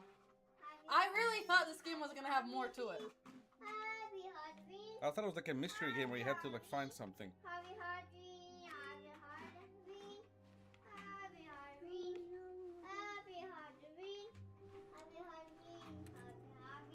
There we go. If you go to the office, you can get one more. So you want to follow the guy? Ghost Simulator. You know what? I'll play that for you tomorrow. I'll download it tonight. Let's see the new content. The new content. You Okay. notice my sign? Yes, I have something very exciting to show you. Okay, last thing and I'm done. Then you can do whatever you want. Last thing and then we're done. I'll play the Go one tomorrow.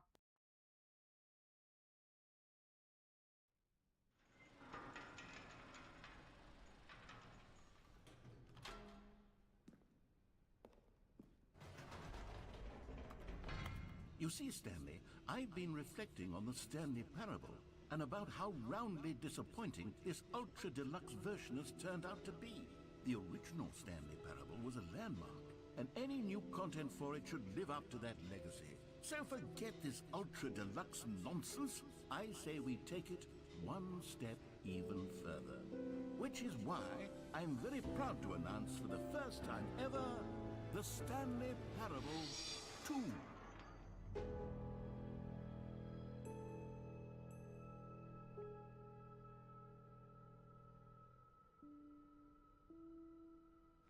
Yes, you see, isn't this far superior to a measly re-release with a few minor additions? Think of all the new territory we'll cover with a fully fledged sequel. An entirely new experience, built from the ground up. Why, there are so many possibilities. It could go in so many different directions. This is what fans have truly been asking for.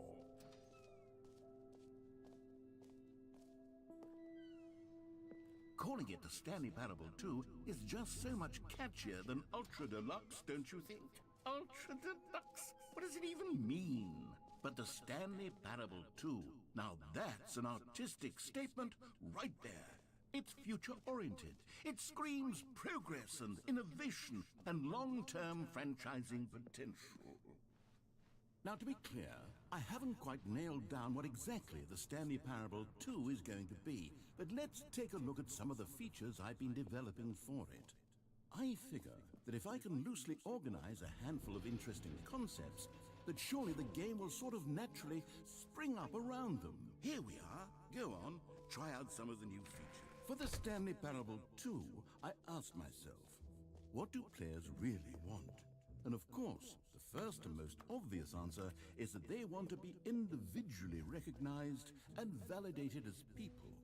So with that in mind, my first addition to the game is this button which speaks the name of the person playing the game. Isn't that wonderful?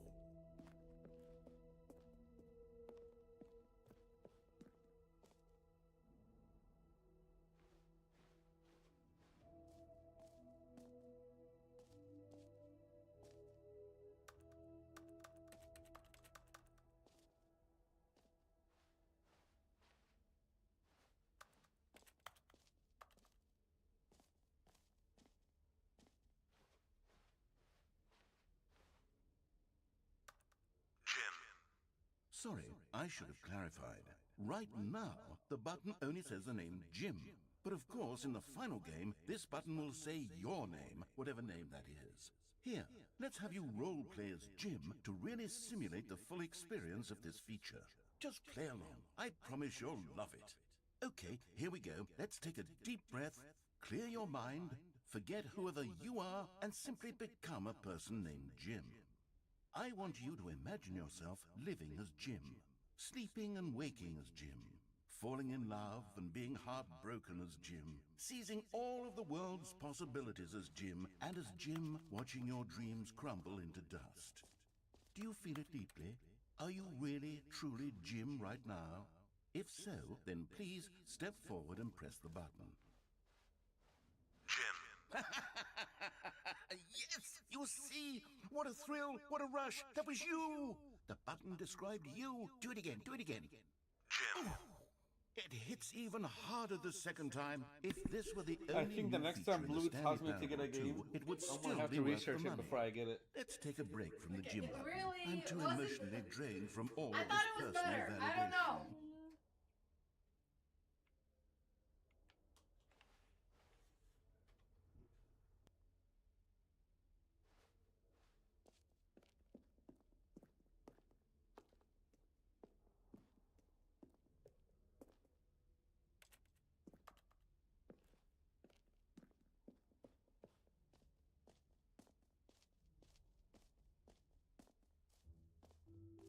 I suppose I could allow only people named Jim to play the Stanley Parable 2. That would actually save me the work of finishing this feature.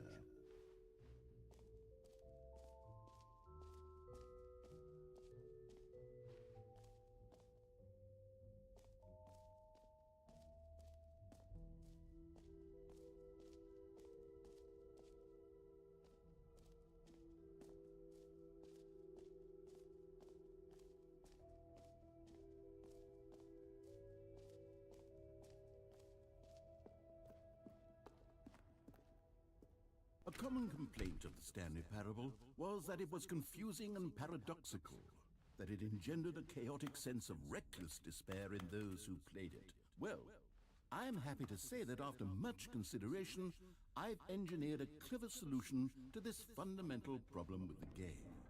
It's the Stanley Parable Reassurance Bucket. You see, Stanley, anytime you're holding the bucket, a sense of calm and ease will fill your mind and your heart. It's true. As long as you hold on to the bucket, the many disorienting contradictions of the Stanley Parable will feel perfectly normal and perhaps even comforting. You may even come to long for the gentle embrace of jarring cognitive dissonance while the bucket is in your arms. And to be honest, it's a much more convenient solution for me than actually redesigning the game to be less uncomfortable. Can you imagine what a pain in the ass that would be? Yes, the bucket is the perfect solution. Come on, give it a try.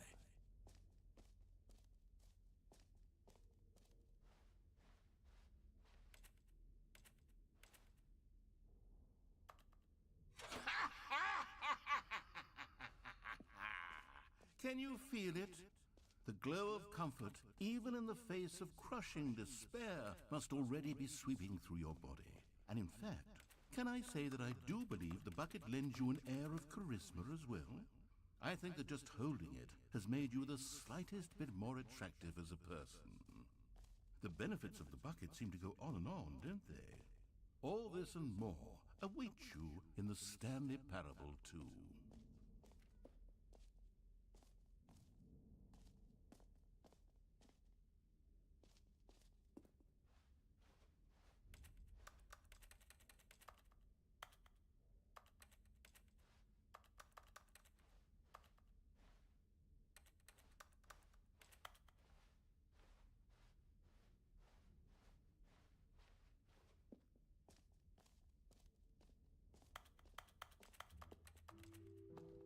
Does anyone give out awards for most enjoyable bucket in a video game? That really should be an award if it isn't already.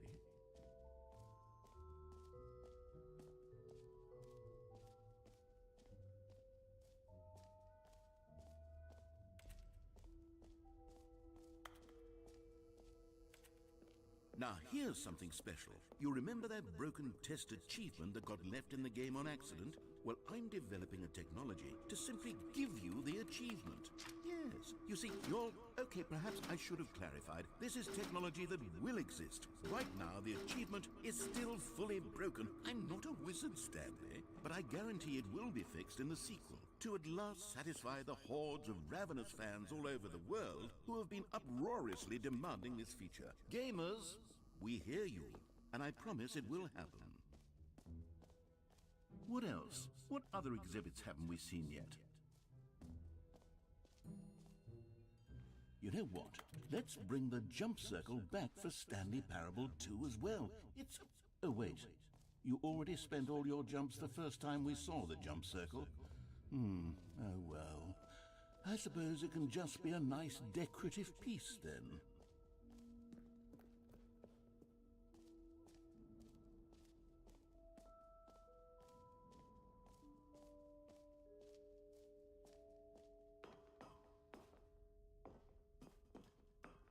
epilogue would be fun, wouldn't it, Stanley? Yes, yes, it would go at the end of the, well, we'll figure that out later.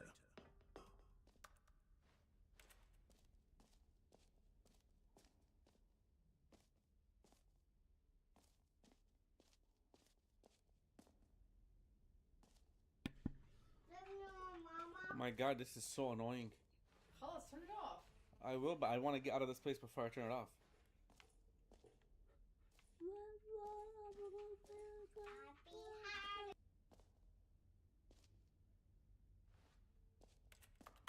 Okay, I'll be honest, I haven't yet decided on this one. I think that in the new version, the office could use a bit of decoration, like balloons. But I'm undecided on Get Well Someday and Happy 12th Birthday. Which would you go with? You know, sometimes when you solicit another person's opinion, it makes you realize that you knew which one you actually really wanted all along. Happy 12th birthday, Stepniece, it is.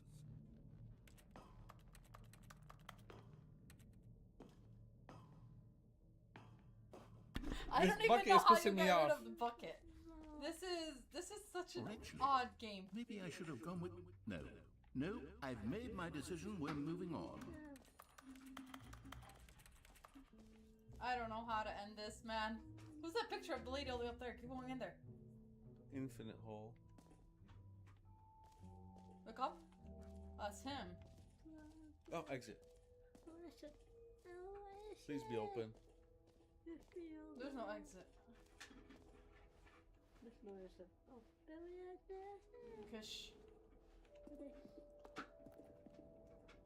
This is so... I gotta say, I don't think I'd play this game again. Goodness, Stanley, this is fairly awkward. Can I jump I off? hate to do this, but before you leave, you really should go to the collectibles exhibit. You see, there is a surprise I was going to spring on you later, and it involves the collectibles. And I really do hate to break the illusion, but it's important that you go see the collectibles, okay?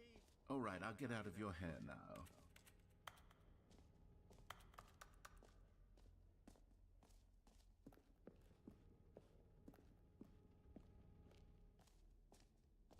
Ah, collectibles.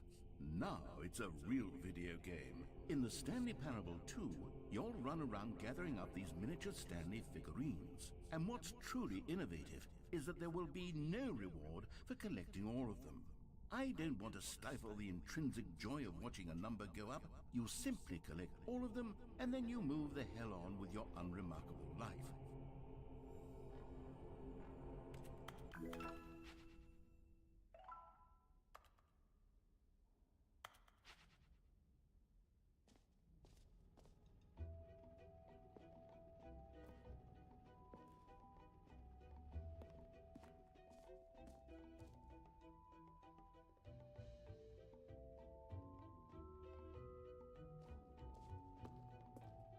God, it really is the worst when you collect everything in a video game and then they give you a big fancy reward for it. Absolutely tragic.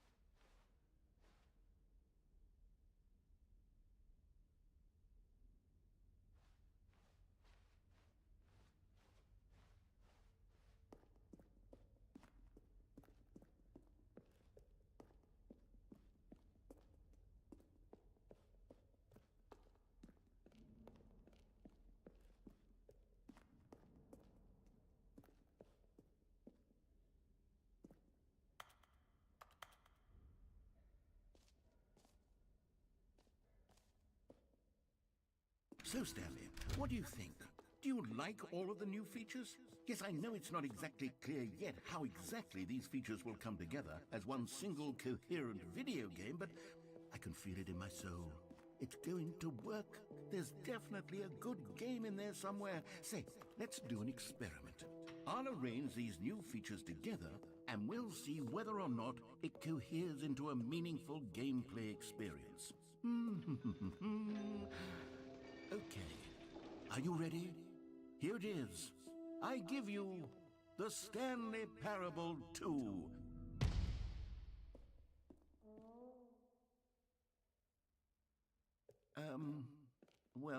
I mean, there's potential here, right? It's sort of... Okay, never mind. Hold on, let me do a different arrangement. Okay, yes, this is much better. I feel good about this. Here we go. Version 2. Who am I kidding, Stanley? This isn't a coherent video game at all. It's a lot of gags. And I do very much enjoy creating gags, but they don't add up to anything. I wanted more than anything to create a sequel that would capture all the magic of the first game. I wanted fans to love it. No matter how good these gags are, they won't stand on their own. They would need the structure and the gameplay of the original. Wait, maybe that's it. I can take the original Stanley Parable and simply, well, insert a few of my new features into it. Tastefully, of course. With respect. With care for the vision and integrity of the original game. Would it possibly work? I suppose it could. But it would need a really, really tremendous title screen. A title screen that says with bold and uncompromising conviction, "This is the Stanley Parable 2. Let me see if I can whip something up. All right, perfect. Go ahead. Take a look.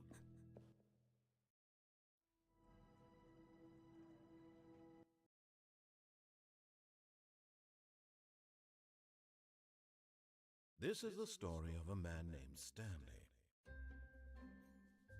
Stanley worked for This a is company part in a two. big Oh my building God. where he I was can't. This is too employee much. number 427. Employee number 427's job was simple. I'm done. He I sat can't at play his this. desk This in is... room 427, and he pushed buttons on the keyboard. Orders came to him through a monitor at his desk, telling him I will play Goat Simulator tomorrow for Hannah's sake. and in what order. I'll This download is it what today. Employee 427 did every day, every This month, game is a of lot. every I don't And although others might have considered It was fun at first. I kind of thought there was Stanley gonna be jump relished scares, every moment but of I guess I'm thankful there wasn't. as though he Well, had see, been there's made an exactly old game that I used to play on Nintendo, on the original Nintendo, where the guy wakes up with amnesia.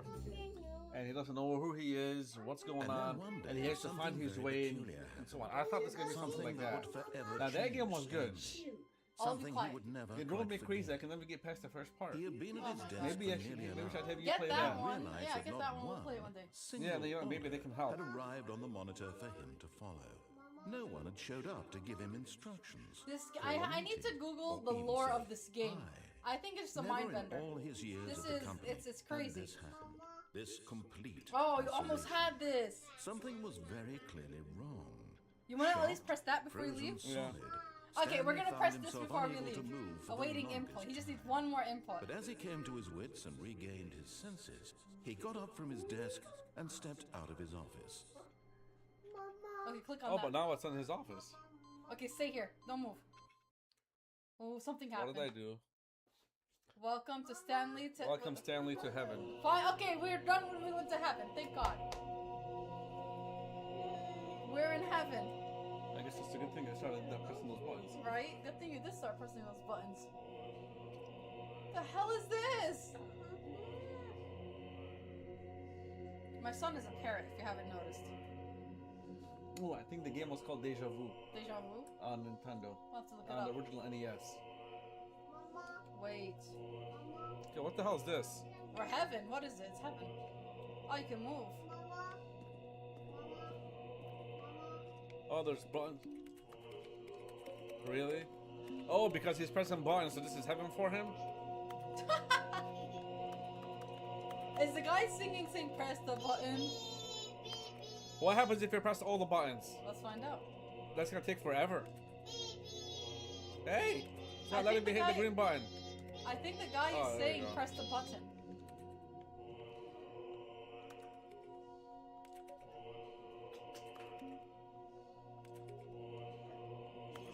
This is a lot. This is gonna take forever.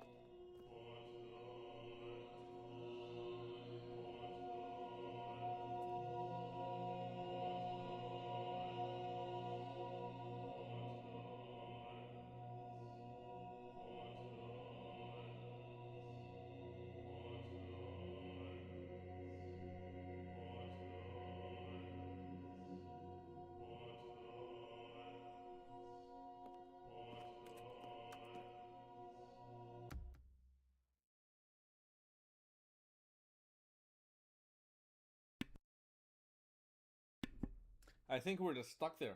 I have to manually turn it off, go back to the beginning. I think you do. Well, I don't know what Blue wants to do, but I am done with this. I want to do one But- thing. Have a nice day, everybody. I want to do one thing. Begin the game again. Okay, I think that was a heaven ending. I just googled some of it. I want to see something. All of his co-workers were gone. What could it mean? Stanley decided to go to the meeting room. Perhaps he had simply missed a memo. Go inside, all of you.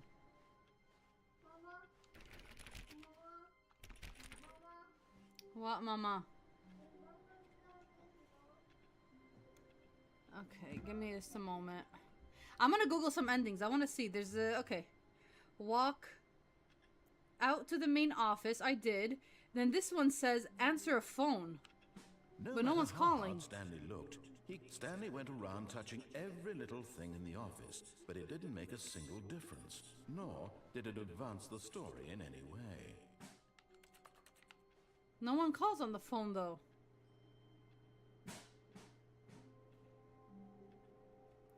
Four, 2, 6.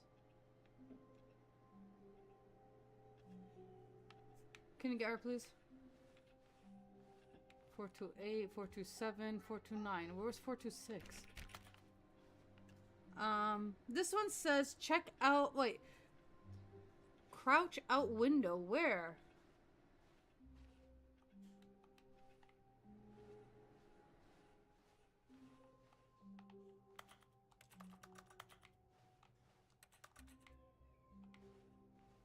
What's a bucket?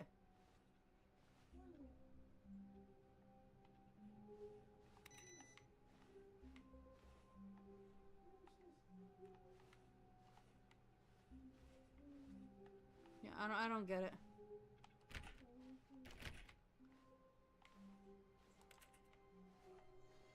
Stanley picked up the bucket. What the hell am I doing with the bucket?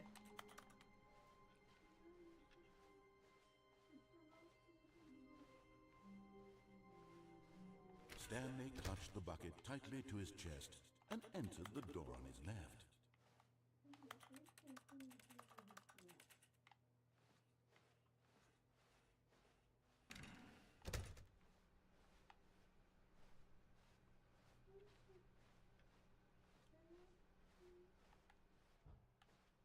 Still no one was here. Stanley needed the bucket's warmth and comfort now more than ever. Perhaps his boss's office was where he'd find answers. The hell was that?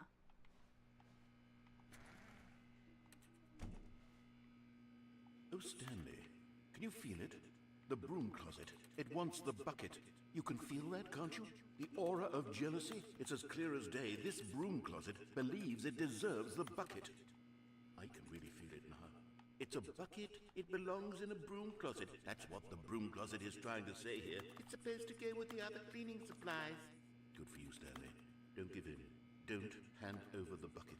I know how hard it must be, given the pressure that the broom closet is putting on your shoulders right now, but you have to be strong.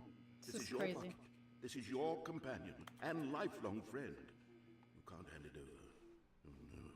We're getting into... Coming to a staircase, Stanley and the bucket walked upstairs to the boss's office.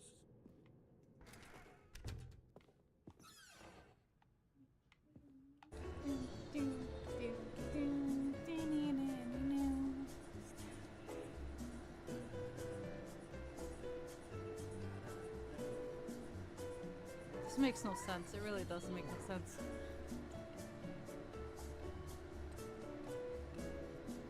I don't know how I can get this window ending.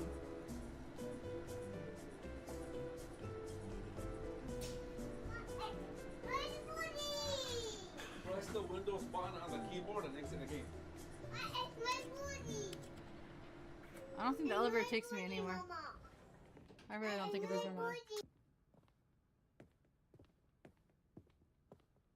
Stepping into his manager's office, Stanley was once again stunned to discover not an indication of any human life. Crushed by the weight of this revelation, Stanley may have broken down into an emotional dumpster fire, if not for the soothing presence of the bucket.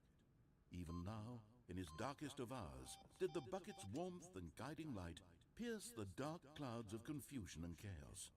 It would be with him always. The bucket would, and he knew it.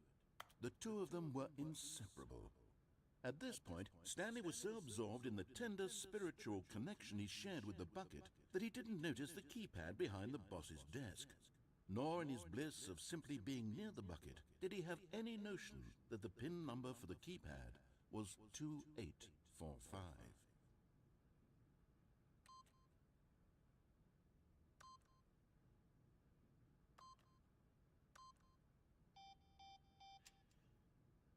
Stanley just sat around twiddling his thumbs.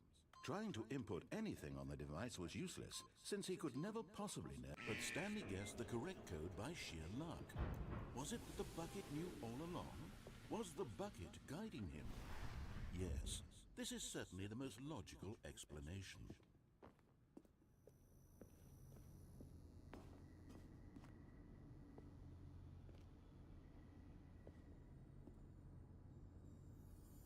You found one of them.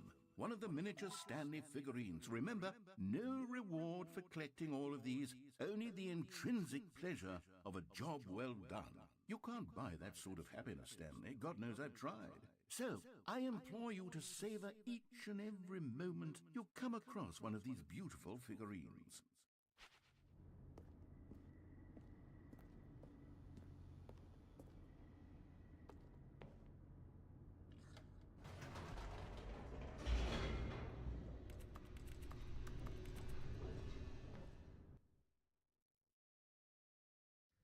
The elevator raced downward, plummeting towards an unknown fate. It would be all Stanley could do to keep himself together, if not for the bucket. Soothing him, comforting him, reassuring that in this darkest moment of uncertainty, he would be all right. The bucket is here for you, Stanley. Everything will be fine.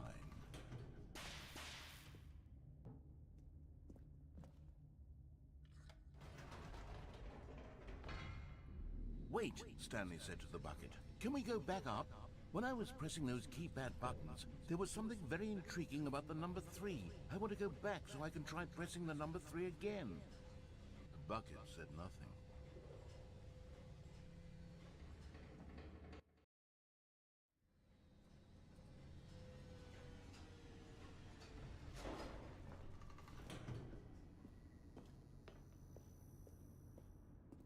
Here we are, said Stanley. Now I'm going to try out that number 3 button. He took the bucket over to the keypad and began absolutely slamming on the number 3 over and over and over.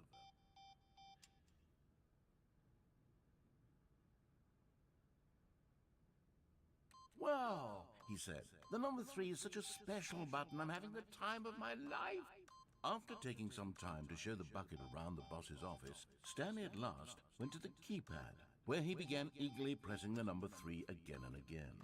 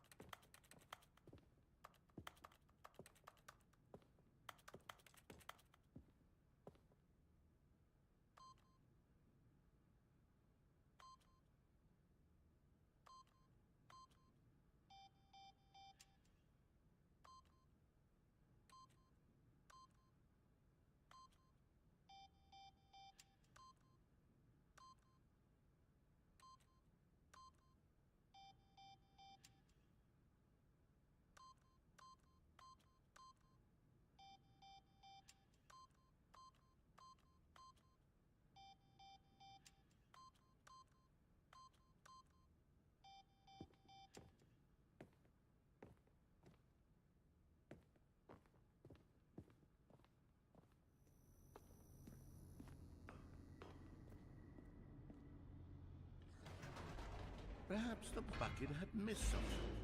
Perhaps it had not seen how much joy Stanley got from slamming the number 3 repeatedly. A hint of regret nagged in the back of Stanley's mind. Should he Stanley and the bucket walked straight ahead through the large door that read, Mind Control Facility.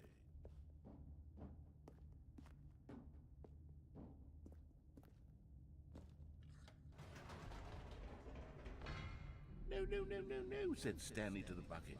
You can't go on yet. Not till you understand how much the number 3 means to me. You and I have been through so much together, and I just want you to see what I see. Feel the happiness I feel. He smiled at the bucket, and the bucket said nothing.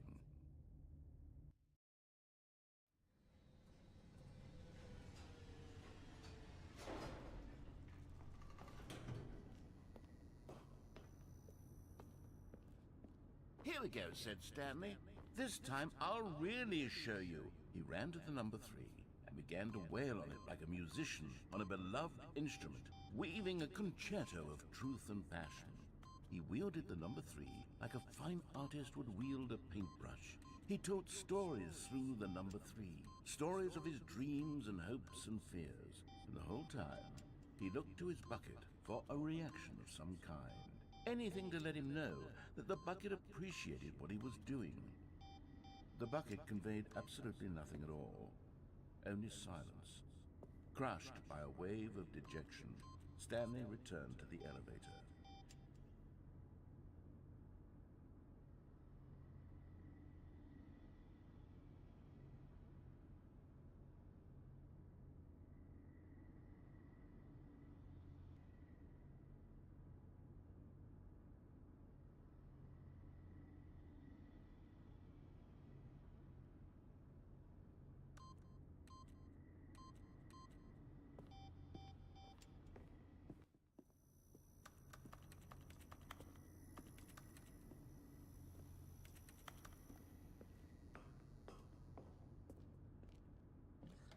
Stanley and the bucket were so close. They'd always been there for one another. Why suddenly could the bucket not connect with this passion of Stanley's?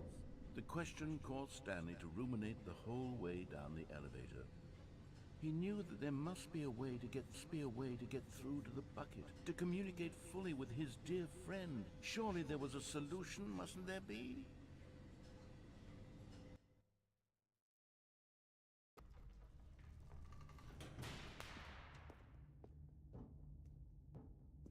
Stanley and the bucket walked straight ahead through the large door that read, Mind Control Facility.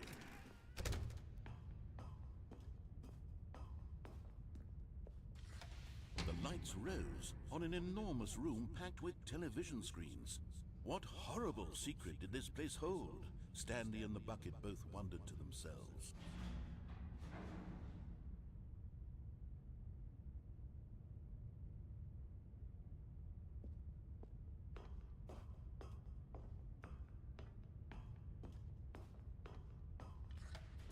Monitors jumped to life, and Stanley nearly dropped the bucket in shock. Everyone in the office was being videotaped, monitored like guinea pigs. The bucket had never seen anything like this, and it very nearly burst into tears as Stanley cradled it gently, reassuring it that everything would be fine. Was the bucket under the mind control facility's influence as well? Had the bucket been told to do things it didn't wish to do? What kinds of things does a bucket want to do or not want to do in the first place?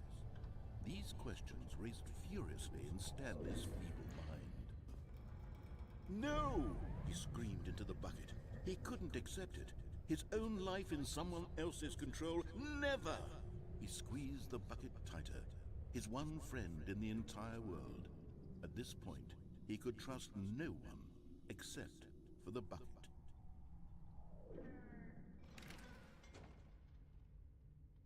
But here was the proof. The heart of the operation. Controls labeled with emotions, happy or sad or content. Walking, eating, working, all of it monitored and commanded from this very place. And as the cold reality of his past began to sink in, Stanley decided that this machinery would never again exert its terrible power over another human life. For he and the bucket would dismantle the controls for good. Two best friends, Stanley and the bucket, up against the world. They high-fived in a really cool way, and the bucket made a sassy comment about taking down the system.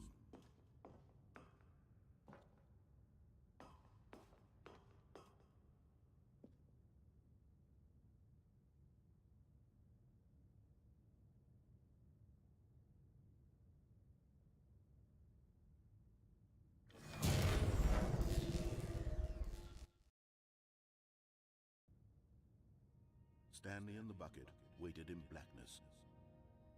Was it over?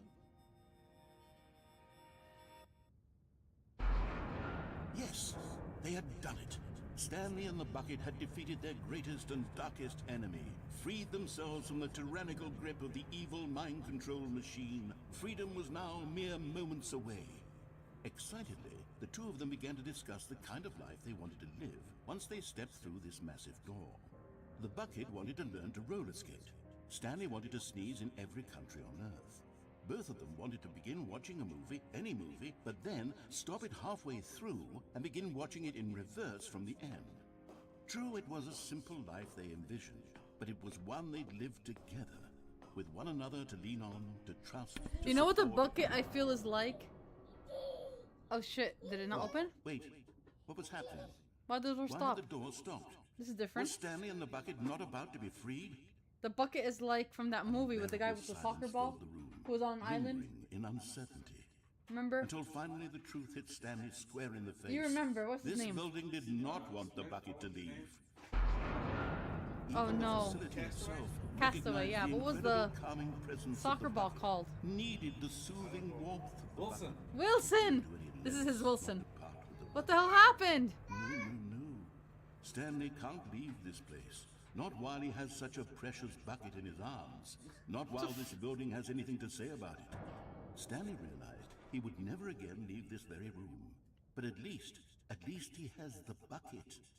To be trapped eternally in darkness hell? isn't really so bad, Stanley thought to himself. As long as I have my bucket with me, right? I'll be okay, won't I? Stanley gulped. Very soon now, he was about to find out. What the hell type of ending was that one? I don't even understand what that one was.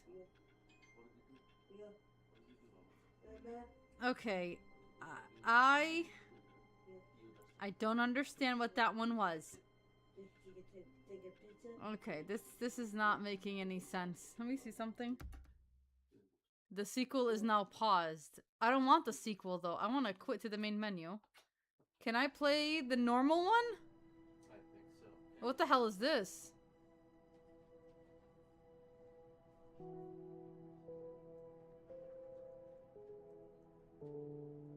Yeah, I see a whole spreadsheet in front of me, Hannah, of all types of endings, and now I'm playing the Stanley whatever 2. I want to play the first one because I don't have the second one's endings. You know, I might as well just find it. Yeah, let me hear. Okay, here's the second one endings. Let's see. Start in the office. Walk out to the main office. Okay. The hell do I do? This is the story of a man named Stanley. Oh my god. Stanley worked for a company in a big building where he was employee number 427. Okay, I don't care. All of his co-workers were gone. What could it mean? Stanley decided to go to the meeting room. Perhaps he had simply missed a memo. See, I don't get it. It says, walk out to the main office. And then you can answer a phone. What phone? This is not No matter ringing. how hard Stanley looked, he couldn't find a trace of his co-workers. Crouch out the window. What window?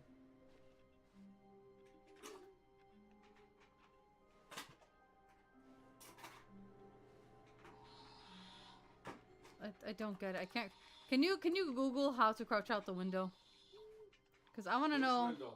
I don't know. It literally says, this thing says, start in the office. Walk out the main office. Then, if I go all the way here, there's this crouch out the window. Is this the main office? Stanley went around touching every little thing in the office, but it didn't make a single difference, nor did it advance the story in any way. Crouch. Oh, there you go.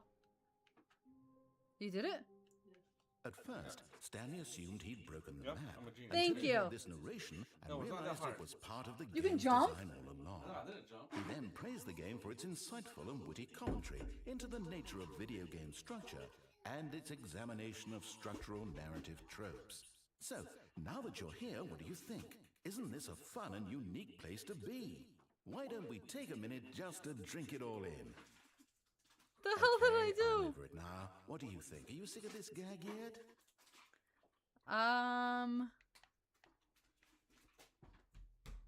Yes.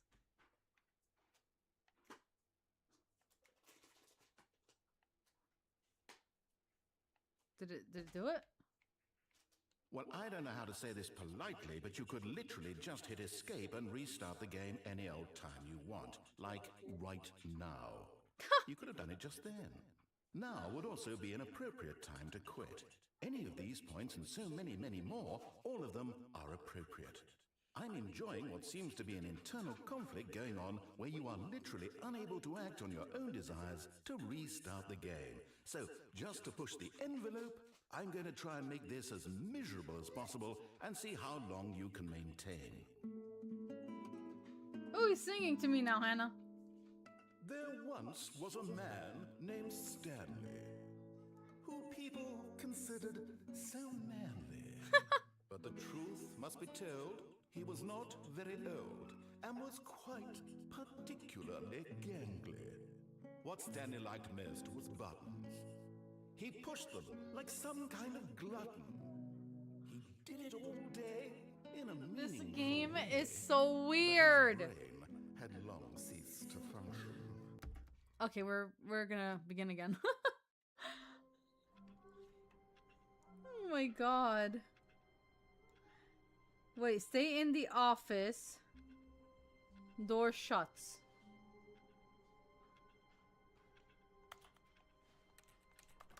Okay, it says stay in the office, door shuts.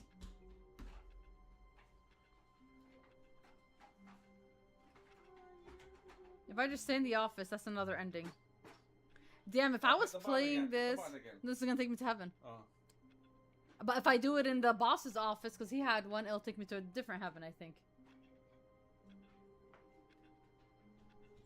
Yeah, this game. Okay, shish, I thought we were done with this. Okay, I am done with this. Fine. I'm just gonna watch a video of all possible endings. Because in this thing, it says that there's a disco. I kind of want to see the disco. Wait, we're gonna do one thing. I promise. We're gonna go see All the his disco, co-workers were gone. and we're done. What could it mean? Stanley decided to go to the meeting. I'm not room. taking the Perhaps bucket. he had simply missed a memo. This is torture, but we're gonna go see a disco. When Stanley came to a set of two open doors, he entered the door on his left. Seriously, they can use this for interrogation. Look at this. Wait, is that changing? Yeah, what the hell? Trust the completionist instinct? What the hell? A plank to allow access to part of... Okay, construct a bridge to allow collection of shiny... This is telling you where all these are. I've only collected 2. A large room, lots of boxes, stairs, something to do with stairs, somewhere, both red and blue. A private but smelly place for an important person. This is in the boss bathroom. Okay. Thank you, good luck. Okay, that was different. Ha, they closed that door now. Coming to a staircase, Stanley walked upstairs to his boss's That was office. different. It is getting different. Haha! We found another one. Another miniature Stanley figurine. At least it told me where it was. There really must be a snappier name for these things. What about Mini stands. Stanley figs. What about Stanlerines? Yes, I think I like that. Another Stanlerine under your belt. Okay, up the stairs.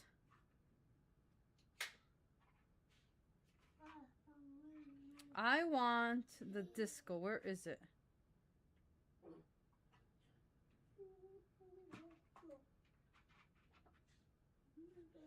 Alright, so walk into the boss's office. This. Escape. Turn around. Mind control facility. Do not take the elevator. Alright. Oh, what did that say this time? To be rich, whatever. I can see the heaven thing right there. That's another. Oh, it's not there. Okay, I think we all know the drill by now. Blah, blah, blah. Dark secrets, the keypad. Stanley pushes some buttons. Oh, hey, look, it's a new passageway. He just did it for me. Okay, he did the keypad. Then I'm gonna get out from here. We're going to...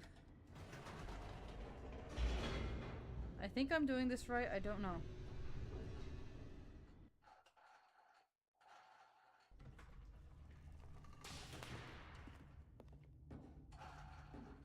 Stanley walked straight ahead through the large door that read Mind Control Facility. Although this passageway had the word escape written on it, the truth was that at the end of this hall, Stanley would meet his violent death. Okay, now it says turn around.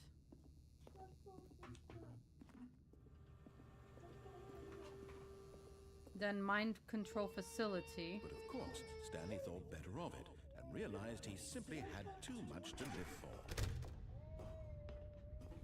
Mind Control Facility. Okay. Do not take elevator. Go back and hit the light button.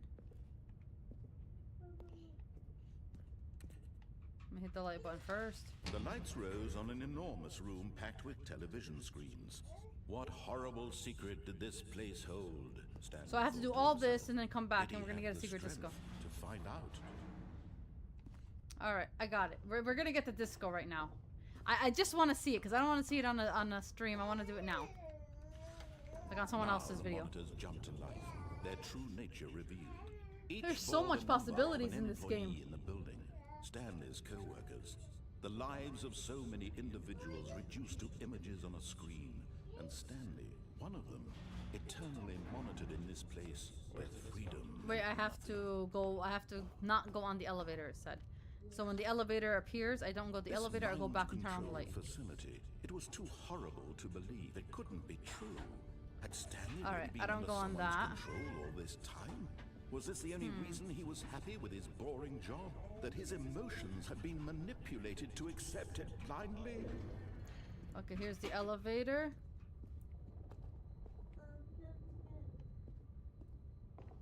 But I don't want to go on it.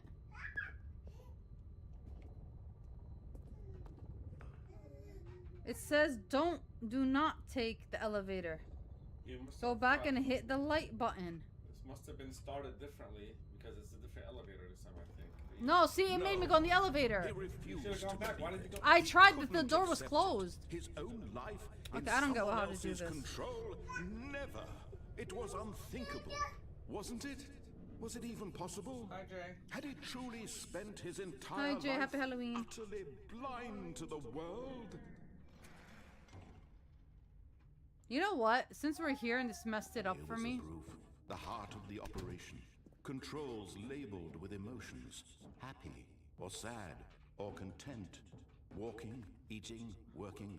All of it I'm gonna monitored turn on and commanded just from this turn very the thing on. That's it. And as the cold I'm reality gonna press of turn his on because I past turned it began off to sink twice. in, Once it let me Stanley escape, once decided it that didn't. This machinery would never again exert its terrible power over I wanted the another disco, human man. life. For he would dismantle the does the beast controls with that once and for Thank you. all. Oh, Stanley, you didn't just activate the controls, did you? After they kept you enslaved all these years, you go and you try to take control of the machine for yourself. Is that what you wanted? Control? Oh, Stanley, I applaud your effort, I really do. But you need to understand, There's only so much that machine can do. You were supposed to let it go, turn the controls off, and leave.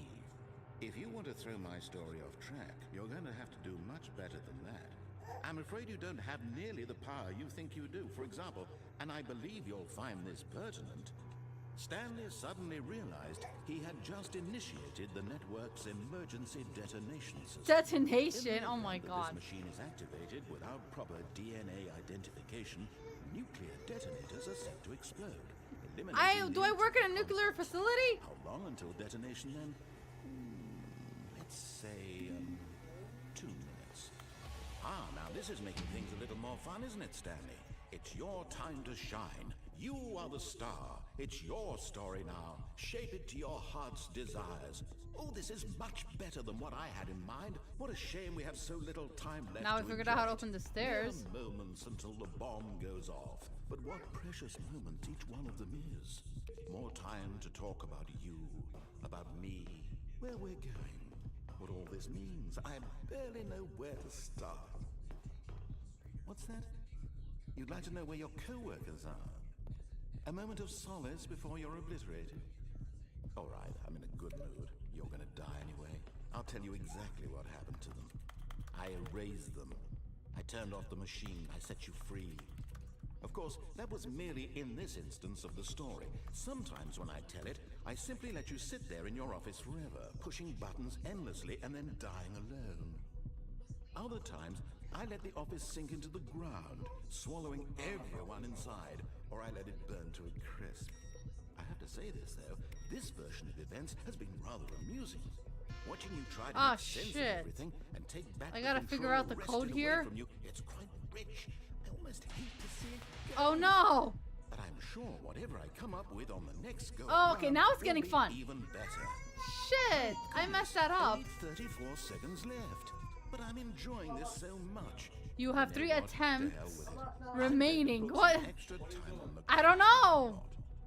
These are Console precious disabled. additional Shit. seconds. Time doesn't grow on trees. Charge. Dear What the me, hell am I what's the matter, charging? Stanley? Is it that you have no idea where you're going or what you're supposed to be doing right now? Or did you just assume when you saw that timer that something in this room was capable of turning it off? I mean, look at I think something can turn it off. I just don't know what it is. Screen to screen, clicking on every little thing in this room. I got 20 seconds and I'm gonna die. These colored ones, or maybe this big Oh my red god. button, or this door. Everything, anything, something here will save me. Why would you think that, Stanley? That this video game can be beaten? Won? Solved? Do you have any idea what your purpose in this place is? Okay, he's gone crazy. Stanley, you're in for quite a disappointment. But here's a spoiler for you. That timer isn't a Incorrect. catalyst to keep the One. action moving along. It's just seconds ticking away to your death. You're only still playing instead of watching a cutscene because I want to watch you for every moment that you're powerless. To see you made humble. This is not a Wait, is he challenge, giving me more it's a time? tragedy. You wanted to control this world, that's fine.